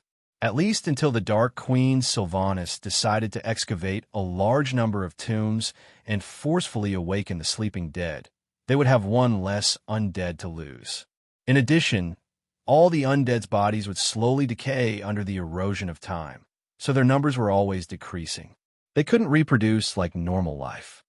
Is this why you're so fearless? A small group of reinforcements? The eyes of the undead leader flashed a terrifying red light, and he opened his maggot-covered mouth. Reinforcements? No, of course not. I never relied on reinforcements. It was the knowledge and magical power in my head. As for the cavalry, I'm not sure if they're enemies or allies. Of course, to dead people like you, they definitely aren't friends. After saying that, Zhang Cheng took out a magic rune flickering with a silver radiance from his pocket. Before the other party could react, he activated the energy stored in the rune. In an instant, with the wooden house as the center, a violet light spread out in all directions. Just when no one understood the use of this wonderful light, an undead suddenly screamed, dropped the hostage in his hand, covered his face, and quickly retreated. Then the second, the third, the fourth, in just a few seconds, all of the Forgotten Ones had run out of the area covered by the violet light. They did not even have time to take the boxes of arcane crystals with them. Their pale green skin showed a large number of disgusting sores and blisters. Some of them even exploded, and strange, sticky liquid flowed out. Any plant that was touched by the liquid immediately withered and died. In contrast, the survivors did not show any signs of discomfort. They all widened their eyes and stared at this unbelievable scene, as if trying to figure out what had happened. However, the leader of the Forgotten Ones undoubtedly knew what this light meant. He sneered with a bloodthirsty expression. Dalaran's violet barrier? Very well, living mage, you've succeeded in angering me. From now on, please be careful of the dagger behind you. I swear I'll slit your throat with my own hands and enjoy the screams and wails you make before you die. Haha, save these meaningless verbal threats. If I were you, I'd quickly think of how to deal with the trouble that might come next. After all, dogs that bite don't bark, and dogs that like to bark are usually just for show. Zhang Cheng shrugged nonchalantly, looking like he was ready to watch a good show. Just as the other party had mentioned, the silver magic rune in his hand was the violet barrier that Dalaran used to protect himself. Back when Arthas led the Scourge to attack Dalaran, he had suffered a great loss from this thing. In the end, he relied on a quick surprise attack to complete the mission given by the Lich King. Unfortunately, the violet barrier was unable to protect Dalaran in the end. The Archerons destroyed the magic city with unparalleled strength, and countless runestones that were used to support the barrier were scattered everywhere. When Rayson escaped, he took advantage of the chaos to pick up some, and used his time in seclusion to repair and modify it many times, making it only effective against the undead and demons. Any undead and demons that entered the area covered by the violet light would immediately be burned by the powerful magic energy. If they did not leave quickly, they would quickly turn into a puddle of rotten, gelatinous matter. The only regret was that there were not many of these magic runes, and they would be completely scrapped after one use. There was no way to recycle them. Perhaps many people on Azeroth were afraid of the unpredictable attacks of the Forgotten Ones, as well as the terrifying magic plague that they were constantly developing and improving. However, as a passerby, Zhang Cheng did not care about these things. He also had to consider the consequences. After all, it would not be long before he left this world, so as long as he did not disrupt the original course of Azeroth's history and did not attract the attention of the Bronze Dragons, he could completely do some things that he could not do before. You will pay the price for your actions. A living person, a price that you can't bear. I'll wait, but the premise is that you have to solve the crisis at hand. We have the strongest beliefs. We have the best battle awareness and the best skills. And we have absolute loyalty to the Queen. So there is nothing that can defeat us. Then let me wait and see. After a short exchange of words between the two of them, The riders on the outskirts of the forest quickly formed a circular net and surrounded the wooden house. They were all wearing black leather armor, and their faces were covered with veils. There were about 30 to 40 of them, and most of them were armed with swords, shields, bows, and other cold weapons. There were also two who were holding staves that emitted a dark purple light. It was obvious that they were spellcasters. Ever since he became a mage, Zhang Qing's perception of the nature of magic energy had increased exponentially. Even if he was dozens of meters away, he could clearly feel the boiling dark energy in the bodies of the other party. Chapter 13. Tension, Depression. The horsemen approached at an extremely slow speed while the Forsaken quickly stood back to back, forming a small defensive formation. Even though they did not have the spears necessary to resist cavalry, nor did they have the giant tower shields to protect them from the impact of the horses, they did not show a trace of fear. Perhaps to them, who had already experienced more terrible things, there was nothing in this world to be afraid of, not even in the face of death. Zhang Qing stood on the second-floor balcony, silently watching the actions of this group of uninvited guests. After all, even though he did not know much about cold weapons, he knew that the other party was using a psychological tactic. They were using the warhorse's unparalleled speed and impact to try to create an atmosphere of fear. Once the enemy showed signs of panic or turned around to flee, they would instantly launch a charge. In just a few minutes, they could complete a classic pursuit. Unfortunately, these horsemen had used psychological tactics on the wrong target today. The Forsaken, who did not know what fear was, still carefully maintained a tight formation, not giving them any opportunity to take advantage of. Seeing that psychological tactics were ineffective, a man riding a brown warhorse suddenly raised his arm and waved it forward. Attack! Charge! Kill! Go to hell! Undead! Accompanied by shouts of killing, the men in black suddenly urged their horses to speed up, charging straight ahead. In particular, the bald man at the front wielded two broadswords like a lawnmower, chopping off the head of Forsaken on the spot. The pungent, embalming fluid and the head flew high into the air, opening the curtains to the chaotic midnight battle. Just as expected, the hatred between the living and the dead had long surpassed everything. They had even omitted verbal insults, fighting to the death when they met. Of course, to Zhang Qing, the more casualties on both sides, the better it was for him. It was best if they all died together. But anyone with a little insight could see that although the Forsaken were tenacious elites, they were too few in number. Coupled with the fact that they were lightly armed, they were completely unable to withstand the repeated attacks of the cavalry. After a few rounds, they were completely overwhelmed. They could only join forces in twos and threes to put up a final resistance. In addition, two masked men with dark purple staffs were hiding behind the crowd. They raised their hands and performed some kind of magic ritual. The boiling dark energy could be seen with the naked eye tearing through space. In less than half a minute, two dark blue energy beings squeezed through the void and entered Azeroth from another world. They had no legs or feet, and their lower bodies were completely twisted into a ball. Their entire body was floating in the air only a few centimeters above the ground. Two white light spots that could be considered eyes were located at the top of their torso.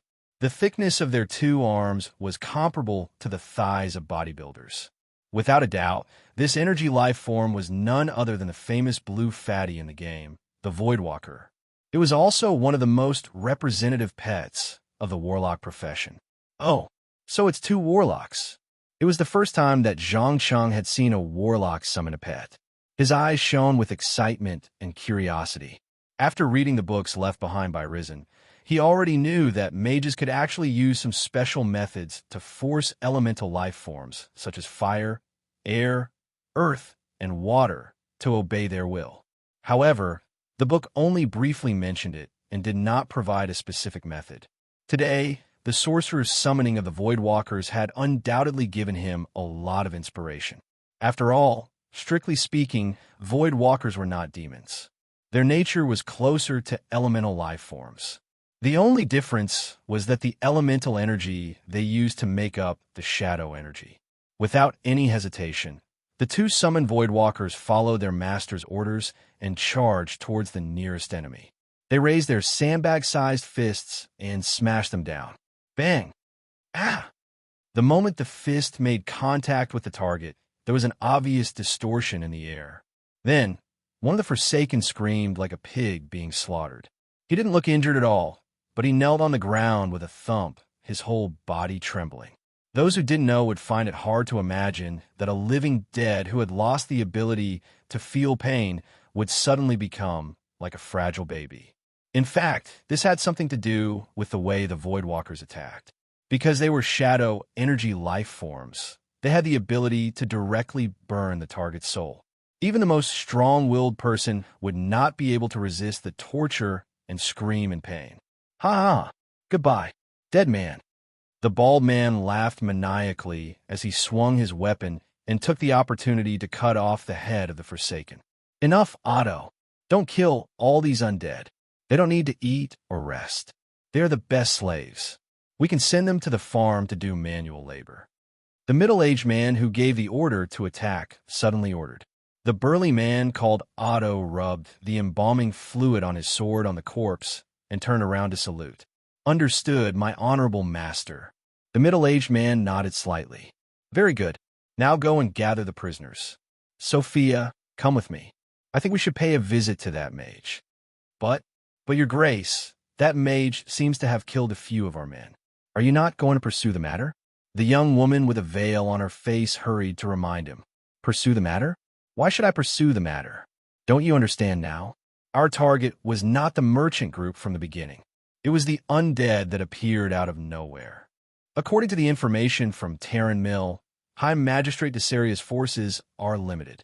As long as we take care of the undead, he will become deaf and blind.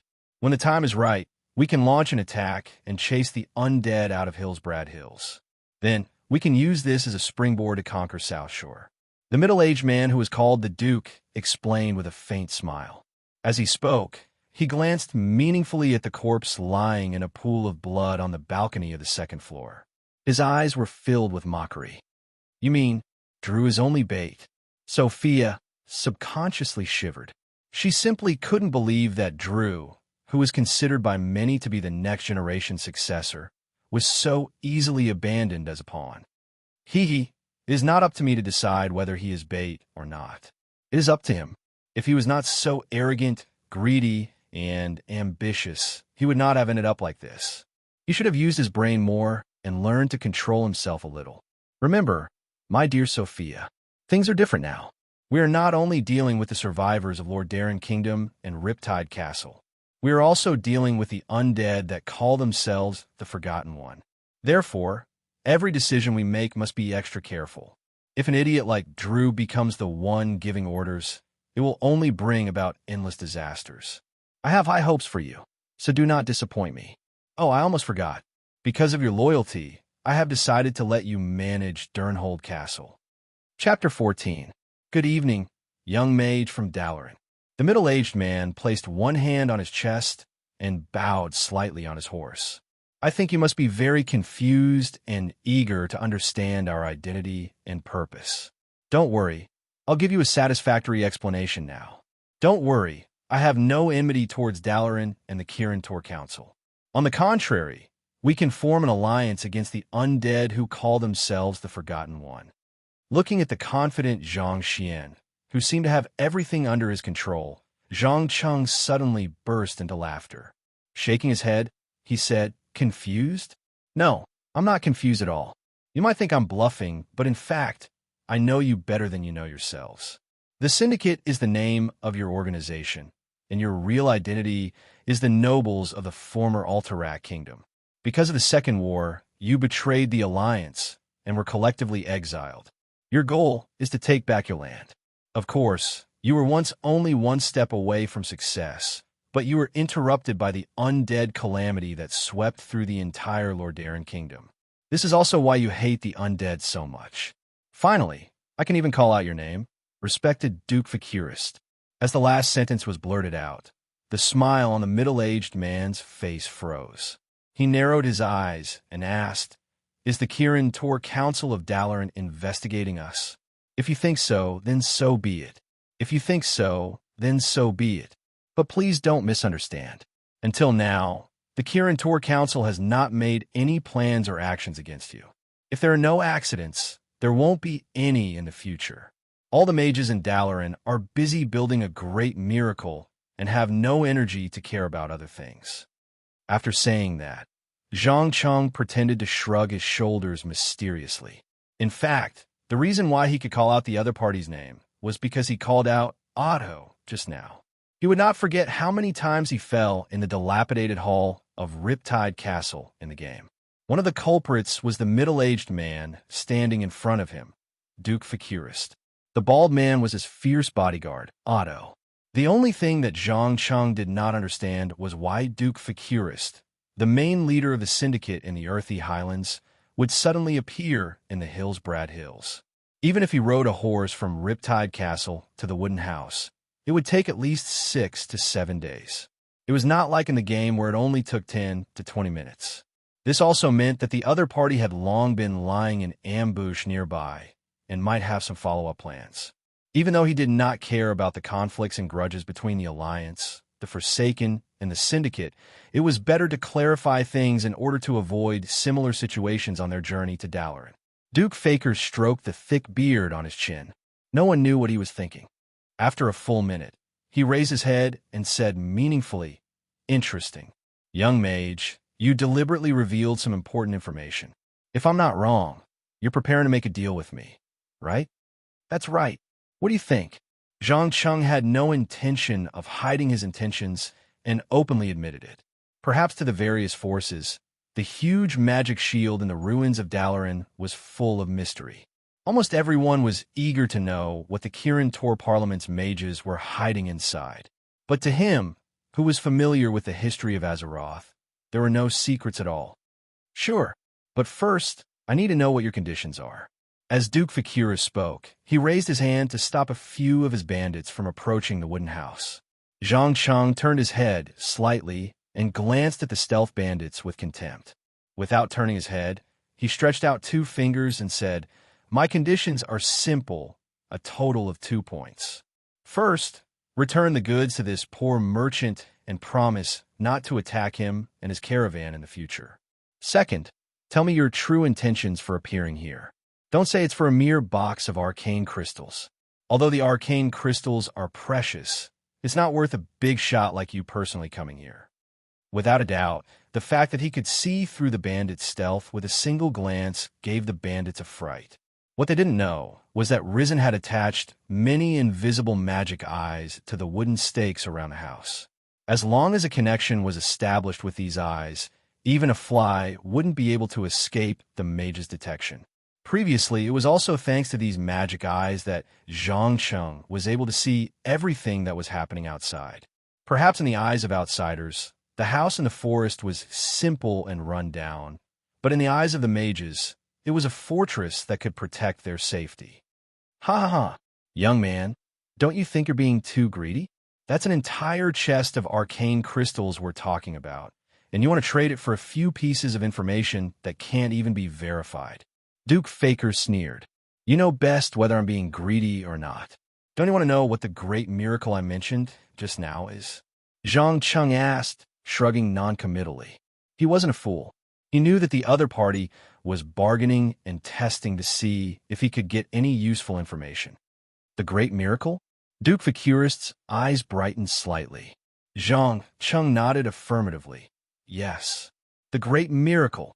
Once it's completed, be it the tribes or the Alliance, no one will be able to threaten Dalaran. The City of Magic will be presented to the world in a brand new way." Duke Fakirist turned around and whispered a few words to a warlock beside him. He quickly turned back and said in a slightly threatening tone, "All right, you've successfully piqued my interest. I promise that as long as the information you provide is valuable enough, I'll let this merchant go and promise not to rob his merchant convoy again. At the same time, I'll tell you the purpose of our trip. But remember, if I find out that you're lying to me, then I'm sorry, but these poor people will lose their lives because of you." Short and forceful. I like the way you speak. "No problem. I accept your additional conditions. To show my sincerity, I'll tell you what the great miracle is. It's not the powerful magic or destructive weapon that many people imagine. It's a city that can float in the sky, a city that can be teleported to any corner of the world at any time. What? A city that floats in the sky? How is that possible? It's fake. He must be lying. Chapter 15. Compared to the dazed expression of his subordinates, Duke Fakers was undoubtedly much calmer. He lowered his voice and asked the warlock beside him, who was completely covered in a cloak and hood, "What do you think, Mares? Does the Kirin Tor Council have the ability to build a city that flies in the sky?" "I don't know if the Kirin Tor Council can build a city that flies in the sky, but I can assure you that this mage is not lying. Everything he said just now is true. As for whether he got false information from someone else, I don't know." The warlock subconsciously retracted his large green hands into his sleeves and quickly gave his own judgment. "Then, my suggestion is that regardless of whether a city that flies in the sky really exists, he definitely knows many secrets about Dalaran." "I understand." Duke Fakers nodded thoughtfully and shouted at his bodyguards, "Release the people of the merchant group and return all the goods to them, including the arcane crystals." "Yes, master." Alto displayed perfect obedience as usual. Even though he personally preferred to use extremely cruel methods to torture and kill captives, he would execute the order without hesitation once it was given. In just a few minutes, old George and his daughter, as well as the surviving coachman of the merchant group, were all released. After regaining their freedom, they immediately rushed to the bottom of the wooden house to seek protection from Zhang Cheng. Old George did not even bother to take over the goods in the carriage. He held the small box full of arcane crystals in one hand and pulled his daughter tightly with the other. He did not care about the wound on his head and bowed deeply. "Thank you very much for your help, Sir Mage. I swear on my reputation and life that as long as I can reach Dalaran safely, I will definitely repay this kindness." "You're welcome. I only did what I should have done." Zhang Cheng smiled and waved his hand. In fact, if the scroll had not given him the mission merchant's ambition, he would not have cared about the life and death of a group of NPCs.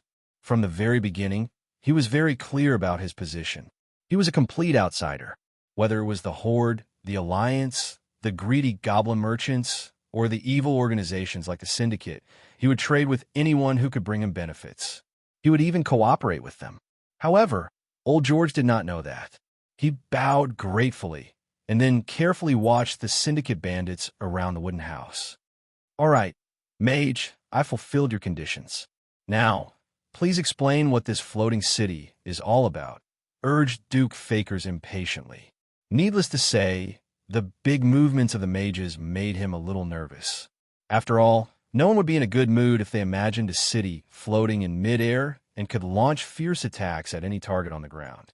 Moreover, the ruins of Dalaran were located beside Lake Lord Emir, right next to the Hillsbrad Hills.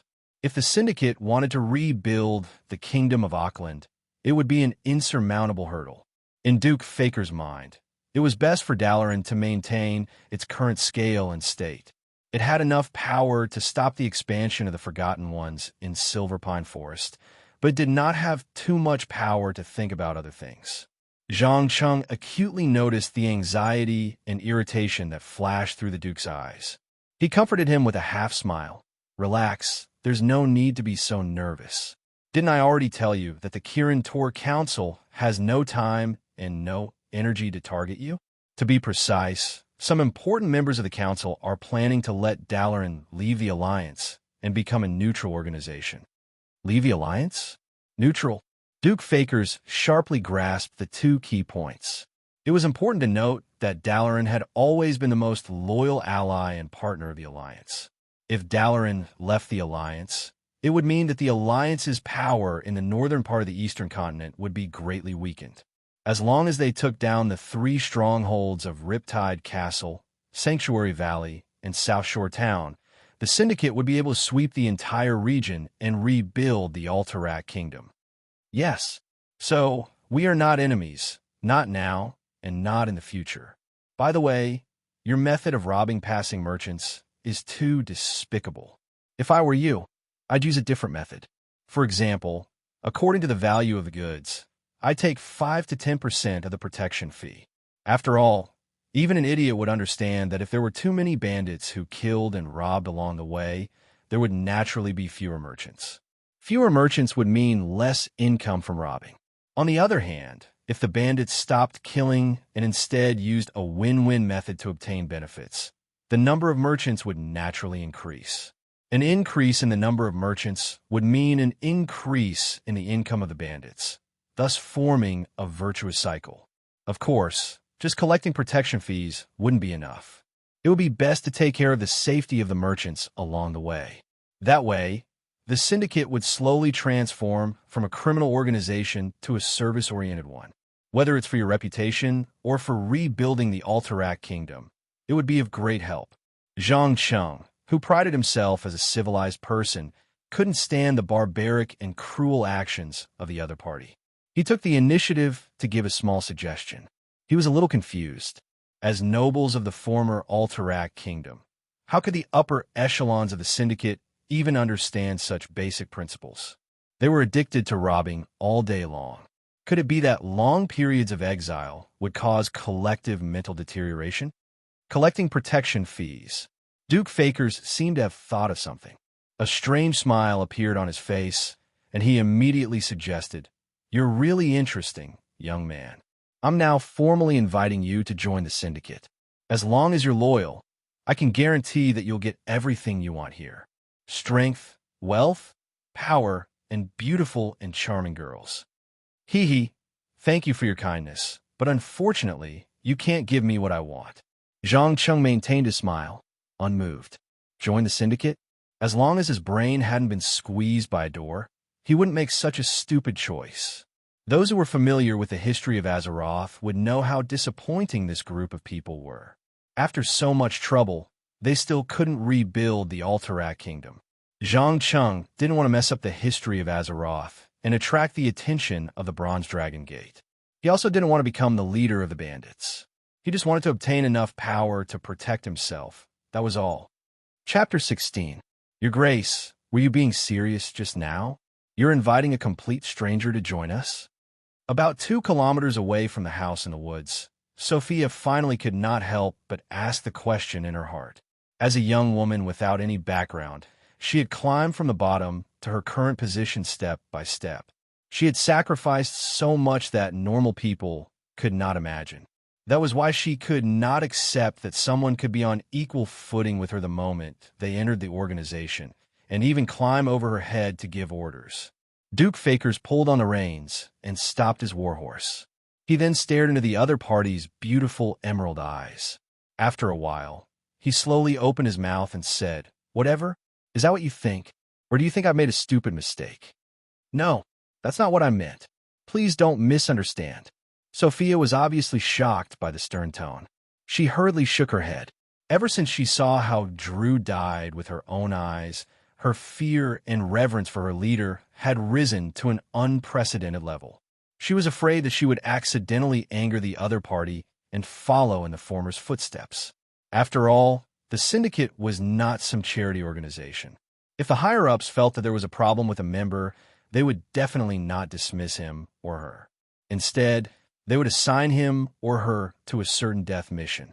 Even if he or she was lucky enough not to be killed by the enemy, he or she would die in the hands of their own people at the last moment. In fact, Sophia had personally executed at least 10 suspected spies. She knew very well what would happen if she aroused the Duke's suspicion. Idiot woman, you can't understand how important that mage is to us. Once he chooses to join us, we will gain an informant within Dalaran. Just this point alone would give the entire organization a huge advantage in terms of intelligence.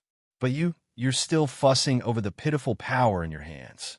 Following the merciless sarcasm, the warlock who had been hiding in the darkness finally took off his hood, revealing the iconic green skin and fangs of the orcs. To be precise, it was a female orc. However, unlike most of the orcs' robust and boorish image, she seemed to be slightly thin and weak. Her cunning gaze constantly scanned the surroundings. Anyone who was looked at by her would involuntarily lower their head. It was hard for outsiders to imagine that an orc could gain such a high position in an organization full of humans. I'm fussing over power. I'm worried that the organization has been infiltrated by unknown people. Have you forgotten how much damage a spy from Stormwind City caused half a year ago? Sophia argued loudly. The orc warlock pursed her lips in disdain. She turned to Duke Fakers and said, "Sir, I think it's necessary to entice that young mage. According to my experience, humans of this age can't resist temptation, be it power or wealth. There's always something that can arouse the desires hidden in their hearts." "Oh, my dear Marez, if I'm not mistaken, you're up to some evil scheme again, aren't you?" The corners of Duke Faker's mouth curled up slightly, his face revealing an expression of anticipation. "During the battle, just now, I noticed that the young sorcerer was very interested in the Voidwalkers. That's why I have a book that records how to summon and control demons. I'm sure it'll pique his interest." "I'm not a prostitute.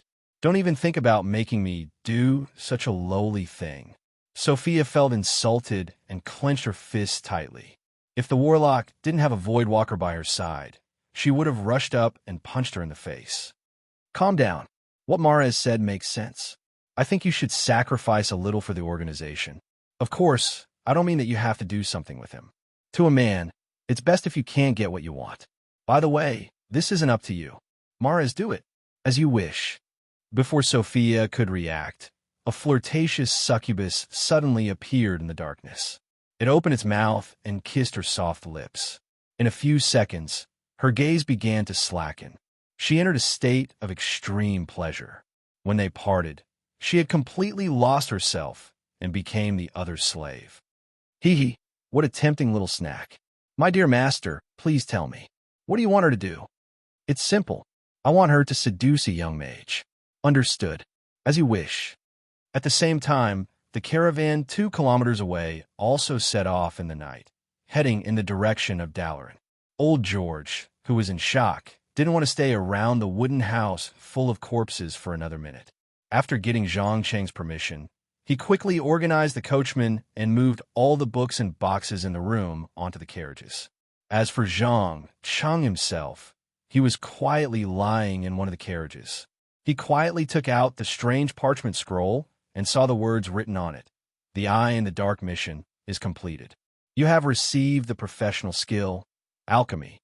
Just like last time, I can directly inject the relevant knowledge into my brain. Now I can concoct some simple magic potions." He muttered softly as he read the memories. Compared to the game where one could directly concoct a potion after learning the recipe, a real magic potion required a series of professional tools, complicated steps, and exquisite craftsmanship. Any mistake in any of the steps would result in the entire potion being wasted. However, the alchemy profession allowed him to see a way to make money. At least when he returned to the familiar yet unfamiliar Earth, he wouldn't have to rely on washing dishes to make a living. Mr. Mage, please have an apple." Just as Zhang Cheng's mind was filled with thoughts of how to make money using alchemy, a timid voice interrupted him. Old George's daughter, Jenny, had climbed onto the carriage without him noticing.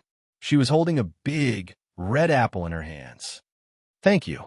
Zhang Cheng thanked her politely and took a bite. He looked up at the twinkling stars in the night sky and fell asleep unknowingly.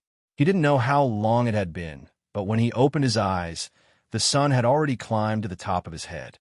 He was about to turn over and get up when he suddenly felt something soft under his head. He turned around and saw that it was Jenny's legs. Chapter 17. "You're awake?" Jenny asked carefully as she gently massaged her unconscious thighs. Zhang Cheng nodded lightly. "Yes, I'm awake." "Tell me, why are you doing this?" As an unlucky fellow who had first experienced a bizarre transmigration and then been hunted down by werewolves twice, his vigilance had long since surpassed that of ordinary people. Even when facing a seemingly harmless little girl, he would not let his guard down. In his eyes, if someone was nice to him for no reason, they must have some kind of motive. It could be good, or it could be bad. He He had to find out as soon as possible. The girl obviously did not expect Zhang Cheng to be so direct. She was stunned for a long time before she finally replied in a mosquito-like voice, "I want to learn magic from you." Learn magic? Ha ha. Why would you have such a weird idea? Hearing the other party's motive, Zhang Cheng could not help but laugh out loud. Because according to Rizen's memories, it wasn't easy to become a qualified mage. To be exact, it was a very dangerous thing. Even if the Kirin Tor Parliament had set up a whole set of security mechanisms, there would still be countless of apprentices dying from all kinds of accidents every year. It was said that out of 100 apprentices, only 1/3 to half would be able to survive their apprenticeship safely.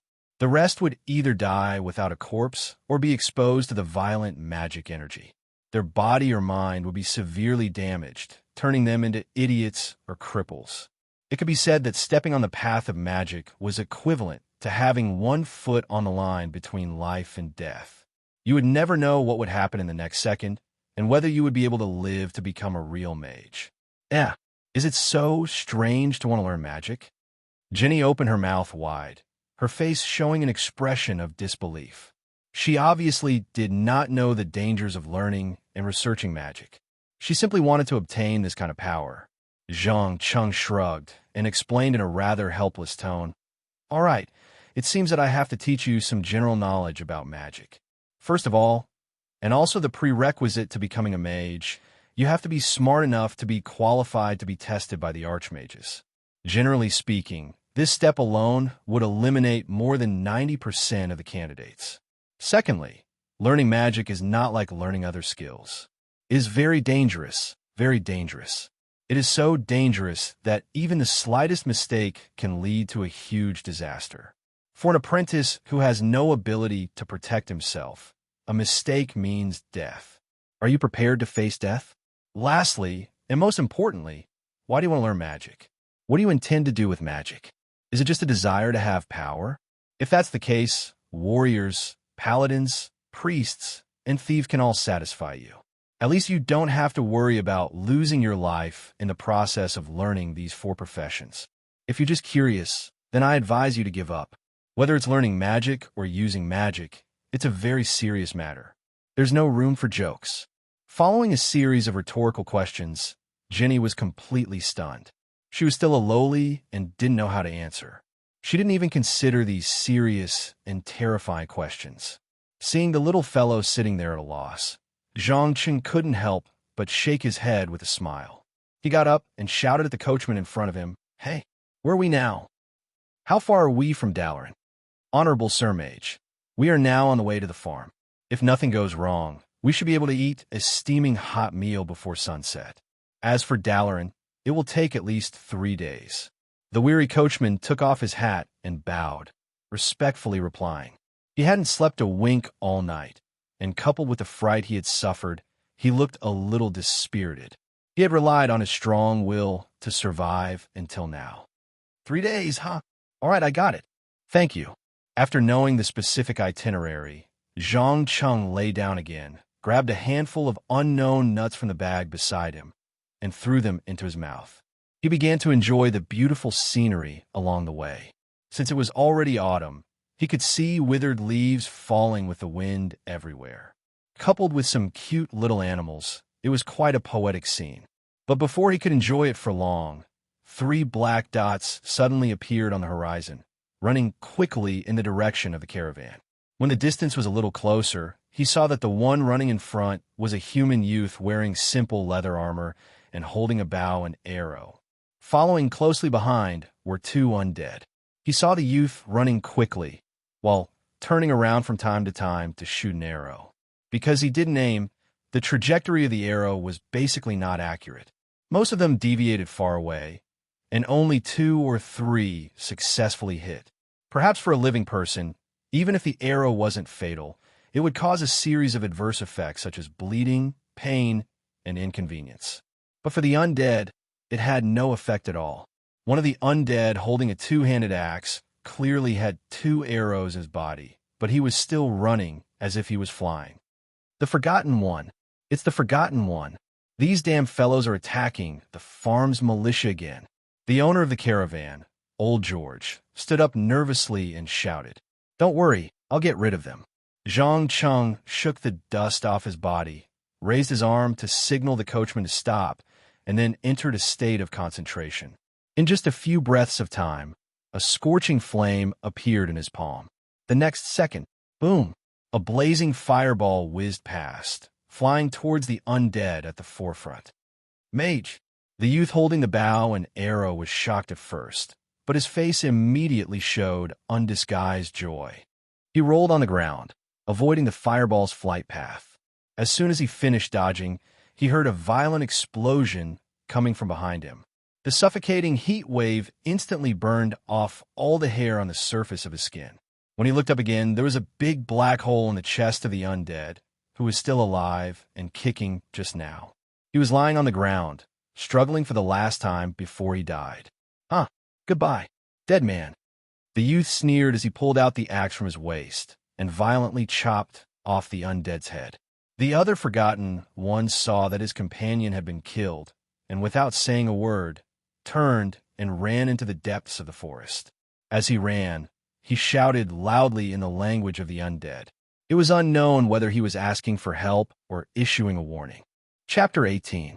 He had a head of short brown hair and a messy beard. His dark blue eyes showed no signs of panic or fear. There were a few scars on his angular face, and he was about 1.8 meters tall. Although he was very young, it was obvious that he had participated in many fierce battles. His whole person exuded the smell of blood and fire. As for the leather armor on his body, it was full of patches. In particular, the 2 holes on his chest and waist were still bleeding.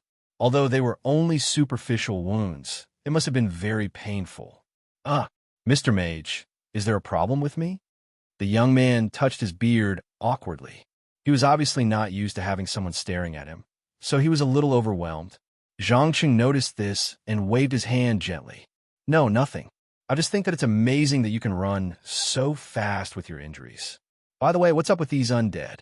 Do they dare to attack in the middle of the day?" "Hee, these are all small wounds. It's no big deal. I'm used to it." The young man smiled honestly, then turned to stare at the dead body on the ground. His expression quickly became serious. As for the undead's attacks, they have only become more frequent in the past half a month. Maybe it's because of the autumn harvest, but they always want to get past our guards and put a strange green potion in the barn and the place where we store livestock feed. Any food and feed that comes in contact with it will rot and go bad in just an hour.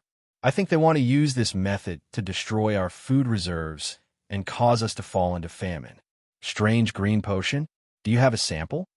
Zhang Cheng suddenly remembered that the Forgotten Ones seemed to be developing a new plague in the game. The location was in the earthy highlands and Hillsbrad Hills. "No problem. These damn undead always carry it with them. As long as we search the bodies, we will definitely find it." With that said, the young man bent down and began to search the body of the Forsaken. About half a minute later, he found a small brown leather bag. When he opened it, he saw that it was densely stuffed with translucent test tubes as thick as a finger. Found it. This is it. Mayor Burnside plans to send someone to Dalaran to find out what this thing is. Zhang Qing pulled out one of them and shook it gently. He carefully observed the mixture of gas and liquid inside. After a while, he asked, "How do you deal with the rotten food? Do you know how people or animals react after eating it?" "Please, after the tragedy of Stratholme, who would dare touch contaminated food? It's all been burnt." The young man explained as he continued to search the corpses. From weapons to armor, he didn't let go of anything that could be used. The corners of Zhang Cheng's mouth twitched as he looked at the naked corpse. He then suggested, "All right, I think we can give it a try. Can you help me catch a small animal like a squirrel or a rabbit?" "Easy. Please give me a few minutes to prepare." The young man, who had a bountiful harvest, quickly wrapped up the spoils with a hemp rope and then quickly took action. He took off his helmet and used a wooden stick to support the edge. He sprinkled a handful of breadcrumbs below and tied a thin string to the end of the wooden stick. Finally, he retreated far behind a tree. In less than 2 minutes, a sparrow descended from the sky and began to peck at the breadcrumbs. It had no idea what terrible things would happen next. Snap! Taking advantage of the moment when the sparrow's attention was completely attracted by the food, the young man pulled the string and buckled the helmet, locking the poor little thing up. He ran to the sparrow in a few steps, opened a small opening, and reached in with his hand. He grabbed the sparrow in his palm and said, "Look, I caught it. Here. Thank you. Now let's see what the Forgotten Ones are up to." Under everyone's gaze, Zhang Cheng pulled out the cork of the test tube and let the sparrow suck the green gas. In less than half a minute, the sparrow's body swelled rapidly, doubling in size. It even grew sharp teeth and claws, struggling frantically in an attempt to launch an attack. But how could Zhang Cheng let a sparrow hurt him, even if it was a mutated sparrow? He threw the sparrow out without hesitation and released the icicle spell. Under the horrifying, crushing ice, the sparrow did not even have a chance to fight back and fell to the ground dead. Old George, who had experienced the invasion of the Scourge army, stared at the broken bird's corpse in horror. He trembled as he exclaimed, Holy light above. This is... that's right. This is a plague, a new type of magical plague. It seems that the Forgotten Ones are more dangerous and crazy than expected." Zhang Cheng gave a definite answer with a solemn expression. "Damn it, I have to tell this news to the mayor quickly. Mr. Mage, can you come with me? I think the town might need your help. Of course, in return, we are willing to provide you with a generous reward." The young man extended the invitation with a sincere expression. "All right, it just so happens that we are also going to the town to rest for a while. I believe you won't mind, Mr. George." Zhang Cheng turned around to seek the opinion of the owner of the merchant group. Old George quickly replied with a bitter smile, "No, of course not. Our lives were saved by you. Whatever you want to do, just do it. I'll listen to your arrangements completely. Also, please don't call me Mr. George. Just call me Old George." Seeing that the other party was so tactful, Zhang Cheng nodded in satisfaction and continued to speak to the young man. "If that's the case, please lead the way. I can't wait to talk to your mayor. You must know that a magical plague is not a small matter." "I understand, Mr. George, I understand. My uncle was a victim of the Stratholme massacre. His family of 4 died under the terrible plague. Come, I will bring you to see Mayor Burnside and Clerk Eros Whiteside." After saying this, the young man carried the spoils of war and strode forward along the uneven dirt road. He didn't notice that Zhang Cheng, who had returned to the carriage, had his head lowered at this moment. He was staring at a parchment scroll with all his attention. He muttered to himself in a voice that only he could hear, "Sure enough, as long as I come into contact with the natives of this world, you will issue the corresponding mission. The higher the danger, the better the reward." Chapter 19. Passing through an endless field of golden wheat, the carriages soon arrived at a small town surrounded by wooden fences. Although it looked simple on the surface, there were towering arrow towers and a large number of patrolling militias. This proved that this was not a rural town, but an armed fortress. Of course, due to the limitations of funds and metal smelting technology, most of the militias were not well equipped. Most of them were leather and inlaid armor, and their weapons were basically spears and bows. Only a few elites were equipped with metal armor and long swords. However, as the defending side, this was enough to give the Forsaken a headache. At least before they gathered a large army, they would not be able to do anything about this place. After all, once they started to gather an army, the Alliance would not turn a blind eye. The result would be a large-scale war.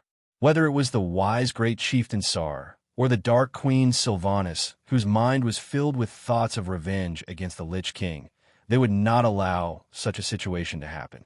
Perhaps continuous harassment and sneak attacks to create a tense and panicked atmosphere, allowing the local residents to escape on their own, was the best course of action the Forsaken could take. "Halt your steps. Please identify yourself."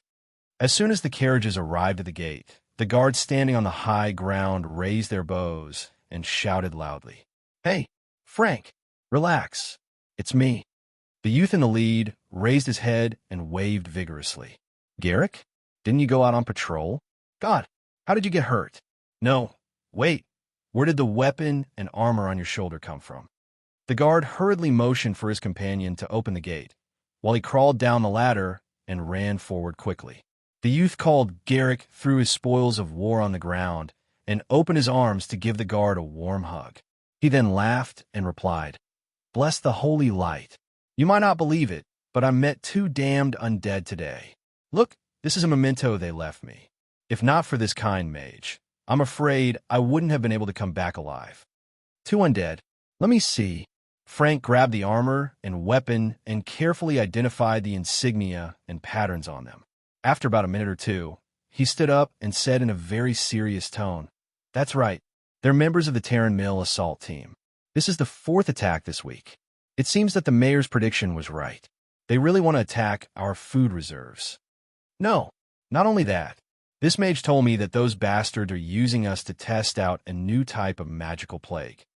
Garrick angrily revealed the truth that he had just learned not long ago. He couldn't imagine what would happen if a plague similar to the one in Stratholme broke out in the town. At that time, his family, friends, and companions would all go out of control under the infection of the plague. In the end, he would have no choice but to kill them with his own hands. This was the most tragic thing in the world. For a moment, the young man seemed to understand how much pain and suffering Prince Earthes must have felt when he gave the order to massacre the entire city. No wonder he chose to fall into the darkness and kill Fear, Demon King Melganus. Only by doing so would he be able to answer to himself and his loved ones and friends who died tragically. Plague. Are you saying that the undead released a magical plague on us? Frank's jaw dropped in shock. Yes, plague. I'm not too sure about the details, so I'll have to ask this Mr. Mage to explain to the mayor. He just did a test and let a sparrow suck in a bit of green mist. As a result, the sparrow's body doubled in size and became extremely aggressive. Think about it. If our people or livestock accidentally ate the contaminated food, what would the result be? In order to let his companions realize the seriousness of the problem, Garrick unreservedly revealed everything that he knew. If that's the case, then quickly go and see the mayor. Finally, thank you for saving my friend, Honorable Mr. Mage. This magical ring is a trophy that I got from killing a heavily injured necromancer by chance. I'll give it to you now as a token of my gratitude," Frank said as he took out the ring that shone with a faint purple light from his pocket. Even though the surface of the ring was covered with scratches due to improper maintenance, the gemstone was still bright. Zhang Cheng took it in his hand and identified it briefly. He realized that it was a violet ring, a reward given by the Kirin Tor Parliament to official members and also proof of identity. Its function was to increase the wearer's intelligence and mana recovery speed. There was one in Rixon's relics, and with this one, they made a perfect pair. Obviously, the dead necromancer must have been a member of the Kirin Tor Parliament when he was alive, but he was forcefully awakened after his death. Without any hesitation, Zhang Cheng directly put the second violet ring on his right index finger, feeling the magical energy gathering around him faster than before. A hint of joy appeared on his face. He placed one hand on his chest and bowed slightly. "Thank you very much. This ring is very useful to me." "You're welcome. You deserve it." "Oh, I almost forgot. Mayor Burnside is now holding a meeting in the town hall to discuss how to deal with the increasing frequency of attacks. You'd better announce this terrible news to everyone before the meeting ends, so that some people won't say that we're making a fuss over nothing." "No problem. This is one of the two reasons why I came to town. As for the other, it's naturally the hot food and the soft bed," Zhang Cheng said in a half-joking tone. "Ha ha, I promise you, you'll get the best food and bed later. Who knows, there might even be a passionate and beautiful lady on the bed." Frank also laughed happily. After a simple farewell, the group headed straight for the tallest building in the town under Garrick's lead. Old George entrusted the carriage to a coachman, and followed closely behind with his daughter and the small box full of arcane crystals. After the scare last night, he secretly made up his mind that no matter where Zhang Cheng went, he would follow. Perhaps in his subconscious mind, he believed that only powerful magic could protect his life and property. Zhang Cheng was keenly aware of this, but he didn't say anything and allowed the other party to follow him. Just as they arrived at the entrance of the town hall, he suddenly heard a fierce argument coming from inside. "Bastard, what did you just say?" Repeat it again. I'll repeat it then. I'm just stating the truth. You, Burnside, have been blinded by hatred. What we need to be busy with now is not the undead, but the autumn harvest. If you continue to recruit militia, we won't have enough people to harvest the food. Are you blind? Can't you see the undead's attacks? Let me tell you, since last month, their attacks have been increasing. Now, they even dare to come out in broad daylight. Are you saying that food is more important than life? I'm not blind, but if we can't store enough food in autumn, how are we going to survive next year? Eat air? Chapter 20. It seems to be very lively inside. Zhang Cheng stopped and asked with a smile. Garrick shrugged his shoulders with a bitter smile and explained helplessly, yes, they have been arguing for a whole month. You know, since the last elite troops, led by Marshal Gallicis, were wiped out by the Dark Queen, most of the nobles either died in battle or fled to the Stormwind Kingdom further south. So now we don't have a legitimate leader and ruler at all. We can only unite together to form a temporary parliament and discuss with each other to face the common threat. Parliament? Can you tell me how this so-called parliament works? Zhang Cheng touched his chin with great interest. According to his understanding, the human society on Azeroth should be a typical aristocratic feudal system. Whether it was the destroyed Lordaeron Kingdom, the Stormwind Kingdom that was currently in deep trouble, or Theramore and Kalimdor, the top rulers were all from the first ancient empire of mankind, the Solidin Empire. In other words, the people here were more willing to believe that they were born with noble blood than ability. In theory, only the nobles who were conferred by the king had the legal right to rule. But now, an interesting phenomenon appeared in front of him. With the destruction of the last remaining military power of the Lordaeron Kingdom, there was a rare power vacuum in the northern region. The Stormwind Kingdom that was busy with its own affairs did not have the ability to extend its tentacles, and the dilapidated Riptide Castle also did not have the ability to protect these farmers. So, in order to protect themselves, they had to form a small alliance to try to solve all kinds of problems. Zhang Cheng really wanted to know how such an organization that had neither a clear leader nor a strong binding force managed to survive for so long. It's very simple. Every farm and village that voluntarily chooses to join will elect a representative to become a member of parliament, responsible for the decision-making of the entire parliament. Each of them has the right to vote. When there is a disagreement, a vote will be held under the auspices of the clerk. If more than half of the people agree, it will be passed and implemented. Of course, every farm and village has its own position and ideas, so the meetings are always spent in constant arguments. Garrick sighed helplessly as he spoke. It was unknown whether he was sighing for the future of the parliament or for the selfish nature of human beings. Don't worry, it will get better. Trust me, as long as they know the truth, they will definitely give up on their quarrels and unite again. Zhang Cheng comfortingly patted the man's shoulder, pushed open the door, and walked in through the threshold. I hope so, the young man muttered softly as he quickly followed. As soon as the two of them entered the hall one after another, they immediately attracted the attention of many people. One of them, an old man who was panting while leaning on a walking stick, scolded loudly without any trace of politeness. Who let you in? Get out. Who is this barking old dog? Didn't anyone teach it manners and manners? Zhang Cheng sneered and mocked mercilessly. He wasn't the kind of person who would swallow humiliation, let alone allow a bastard who took advantage of his seniority to ride on his head and shit on him. Sir Mage, please calm down. He is Tolls, the representative from Lakeside Farm. His son was killed by the undead 2 days ago, so it's inevitable that he's a little out of control. Garrick, who had seen the power of magic with his own eyes, was afraid that there would be bloodshed. He hurried forward to dissuade them. All right, I'll forgive him this time. But remember, this is the first time and also the last time. If I hear similar insults again, I don't mind freezing his mouth with ice, Zhang Cheng said as he waved his right hand fiercely, setting off a bone-chilling wind mixed with snowflakes. He was very clear that if he didn't take some threatening action, he wouldn't be able to get any attention, let alone get the right to speak. When the cold snowflakes fell on the skin of everyone present, they instantly realized that the young man in front of them wasn't an ordinary person, but a master of arcane magic. He was a mage who could shape flames and ice into various terrifying forms. For a moment, the originally noisy meeting hall was silent. Even the two sides who were quarreling had chosen to shut up.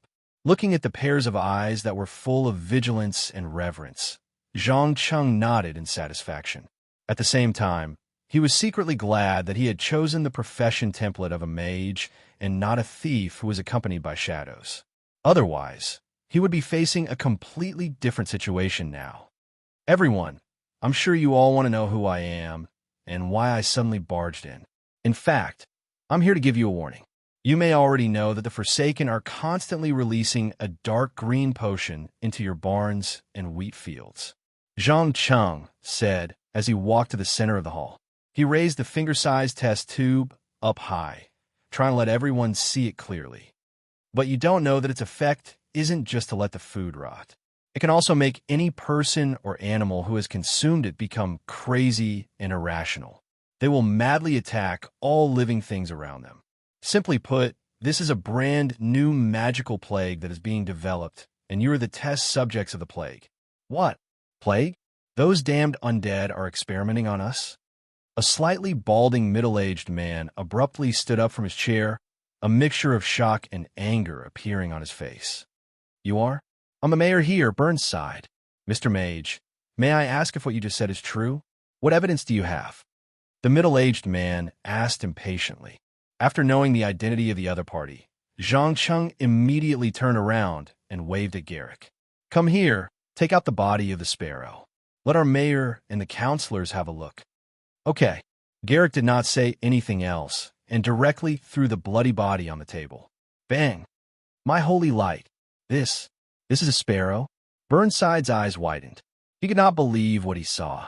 After all, a normal sparrow would not have sharp teeth and terrifying blood-red eyes. As for the pair of black, glowing claws, it obviously showed signs of being eroded by shadow energy. Yes, this is a sparrow. To be precise, before it consumed the dark green plague, it was just an ordinary sparrow. If you don't want the tragedy of Stratholme to repeat itself here, it's best to stop quarreling and unite to deal with the crisis. Burnside nodded vigorously. I understand what you mean.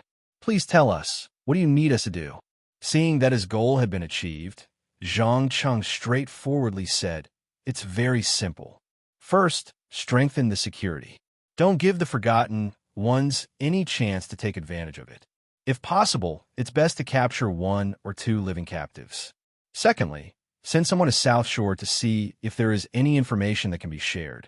Lastly, prepare a few fast horses. I will rest for the night and depart to Dalaran tomorrow morning. I will hand this plague over to the Kirin Tor Council and see if the Archmages can crack the secret. Chapter 21. Under the influence of the great sense of crisis, the Loose Council quickly passed a series of decisions, including continuing to recruit and train the militia, expanding the patrol area, and sending messengers to South Shore. There were no arguments, and no shirking. Everyone took on their own responsibilities and obligations. They all knew what the word magic plague meant. Once they lost their precious lives, wealth, power, and beauty would all become meaningless. Of course, none of this had much to do with Zhang Cheng. He only wanted to use the power of the town to increase his contribution points and obtain the best rewards. In fact, the new play mission was not focused on Dalaran from the start, but on Dalaran. Only by attracting the attention of the Kirin Tor Council and alerting them could the plague be solved. Otherwise, with his current knowledge of magic and alchemy, he would not be able to solve such a complicated problem. To be exact, he did not even know the basic composition of the dark green liquid mixture in the bottle. Just as Zhang Cheng was eating the steaming hot stew and thinking about what he should do next, Garrick suddenly barged into the room and shouted, Mr. Mage, the room is ready. You can go and rest at any time after you've eaten. Also, the mayor asked me to inform you that 3 good horses have been fed fresh oats. They will be in their best condition tomorrow morning. Okay, thank you. Go to your work. I'll go to sleep after I finish eating. You know, I didn't sleep well last night. I have to make up for it today. As he spoke, Zhang Cheng pointed at the dark circles under his eyes and took a sip of the town's home-brewed wine. Although this kind of inferior wine brewed with primitive technology did not suit his taste, He concealed it very well and did not show it at all. Then have a good rest. I'll go and prepare. I'll go with you tomorrow. Garrick did not notice anything strange. He nodded and turned to leave. As soon as he left, old George, who was sitting across the table, asked carefully, "Sir, are you really going to intervene in this matter? When I passed by South Shore, I heard that some people were secretly investigating the plague. But ever since they left South Shore, they never came back." "Oh, you know?" Zhang Cheng raised his head in surprise. "Yes, I know a little. Among the Forsaken, there is an organization that calls itself the Royal Pharmacist Association. They are very mysterious and often capture living people as test subjects. Anyone who tries to investigate further will die an unnatural death without exception. You've saved my daughter's life and mine, so I hope that something bad will happen to you," old George said with a sincere face. As a merchant who constantly traveled between cities and towns, he had come into contact with far more information than ordinary people. He understood how dangerous this world was. "You're really not simple. You actually know about Gloom City's Royal Potioneer Association. Don't worry, I know what I'm doing, and I know who the enemy is." Zhang Cheng deliberately pretended to be indifferent. He lowered his head and quickly finished the food on the plate. Then, he pushed open the door and walked into the bedroom without looking back. Old George sighed slightly and drank the wine in the glass in one gulp. He didn't say anything more. He just took his daughter's hand and walked into the guest room next door. He had not slept all night, and he was exhausted at the moment. He just wanted to sleep quickly so that he could ride a fast horse tomorrow morning and give the precious arcane crystal to the Archmage Anslame Ruinwilver, in case there were any more accidents. But old George obviously didn't notice that the moment Zhang Cheng crossed the threshold, he was stunned. He had a very strange expression on his face, and then he closed the door. The reason was very simple. He saw a young and beautiful girl on his bed. The girl was only wearing light silk underwear, and her looming curves added charm and temptation out of thin air. "Who are you? Don't tell me that Frank asked you to come. I don't think there will be women who can afford to wear silk in such a remote, small rural town." Zhang Cheng enjoyed the beautiful scenery in front of him and teased with a smile. After all, he was not the kind of idiot who couldn't walk when he saw a woman.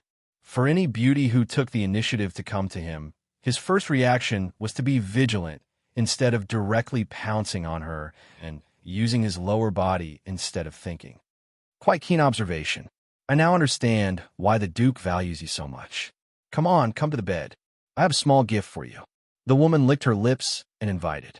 Obviously, she was none other than Sophia, who was plotted against by Succubus not long ago. Due to the influence of the evil spell, she completely abandoned her pride and became a sexy woman who could make men boil with desire as long as she hooked her finger. But Zhangqing obviously didn't buy it. He still responded calmly in the same place. "You don't have to go up. Just take out the gift directly. Of course, if the gift is referring to you, then please leave the room immediately. I'm very tired right now, and I need a good sleep. I don't want to waste my remaining energy on women. God knows if you'll suddenly stab me in the heart with a dagger when I'm unprepared." You're actually afraid of a naked woman? Should I praise you for being cautious, or should I laugh at you for being a coward?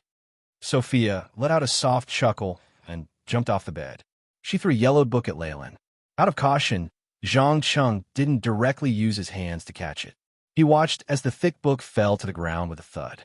Looking at the ominous picture on the cover, he immediately frowned and asked, "What is this?" As you can see, it's a book. A book that records how to summon and control demons.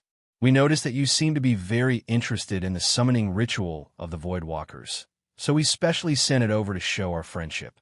Sophia swayed her slender waist as she approached Benjamin and explained in a seductive voice. As she spoke, she purposely pressed her body very close to Benjamin, letting the faint scent of perfume spread from her body. Not knowing if it was an illusion, Zhang Cheng felt that after he smelled the scent, his interest in that area suddenly soared. This change made the alarm bells in his heart go off. He pushed Sophia away mercilessly and warned at the same time, "Don't come near me. Otherwise, I guarantee that you'll either become a charred corpse or an ice sculpture." "Wow, you're so cold and heartless. I feel like I'm liking you more and more now. How about this? You pretend to join the syndicate, and then we'll work together to get rid of the Duke. When the time comes, you'll be the leader, and I'll be your assistant come lover. How about that? Sorry, I'm not interested. Now that you've given me the gift, you can leave. I'll give you 10 seconds. If you don't disappear from my sight in 10 seconds, you'll understand the consequences of angering a mage. Zhang Cheng raised his head, his eyes shooting out a chilling light. Chapter 22. All right, I'll leave now. What an unromantic guy. Maybe after a few years, you'll be able to experience the joys of being a man. Sophia raised both her hands in surrender. She grabbed the leather armor and clothes at the foot of the bed and jumped out of the window. In less than 3 to 5 seconds, she had disappeared from sight. Although she had been bewitched by an evil spell, it did not affect her intelligence and judgment. Even an idiot would be able to sense the rapidly gathering magic energy in the room. Perhaps in the next second, a destructive spell would come whistling through the air. Any rational person would not choose to stay in the same place. After watching her leave, the cold light in Zhang Cheng's eyes began to fade. He bent down to pick up the book that had fallen on the ground and carefully flipped to the first page. There were words written in crooked human language. Do you desire power, young man? If you do, then come find me. I can give you power greater than arcane magic. Mares call. Ha ha ha. Simple and direct. I like it. Zhang Cheng could not help but laugh out loud. Perhaps others might not know who Mares Cauldron was, but he was very clear that she was a female orc warlock who worked for the Syndicate on the surface, but was secretly loyal to a mysterious organization called Argus Revival. Argus Revival seemed to be inextricably linked to the Burning Legion. This meant that even if he did not read the contents, he knew that there must be a large amount of taboo knowledge related to shadows, evil powers, and demons. If he could not resist the temptation and fell deep into it, he would quickly become a pawn of the Burning Legion. The founder of the Shadow Council, Gul'dan, had fallen step by step under such temptation and almost ruined the future of the orcs. Feeling the evil energy slowly boiling on the pages, Zhang Cheng stuffed the book into his backpack without hesitation. He didn't even have the interest to take a look at it. At the very least, before he had a certain level of knowledge and discernment, he would never read the contents of the book. Azeroth was not like a martial arts novel where you could learn peerless magic just by picking up a secret book. In this world filled with schemes and schemes, if you picked up a book filled with mysterious power on the side of the road, the biggest possibility was not to obtain great power, but to be brainwashed by the Burning Legion's demons or ancient evil gods, ultimately becoming their slave. As a mage who had already obtained arcane powers, Zhang Cheng did not think that he needed to take such a huge risk to study dark energy and shadow energy, or even deal with the demons. After putting away the book, he quickly locked the door and windows. He lay down on the hard wooden bed, not even taking off his clothes, shoes, and socks. He stared at the wooden board above his head, and not long after, he fell into a deep sleep. Early the next morning, when he opened his eyes and woke up, he could already hear the noise coming from outside. He got up and opened the window. The first thing he saw was the busy farmers.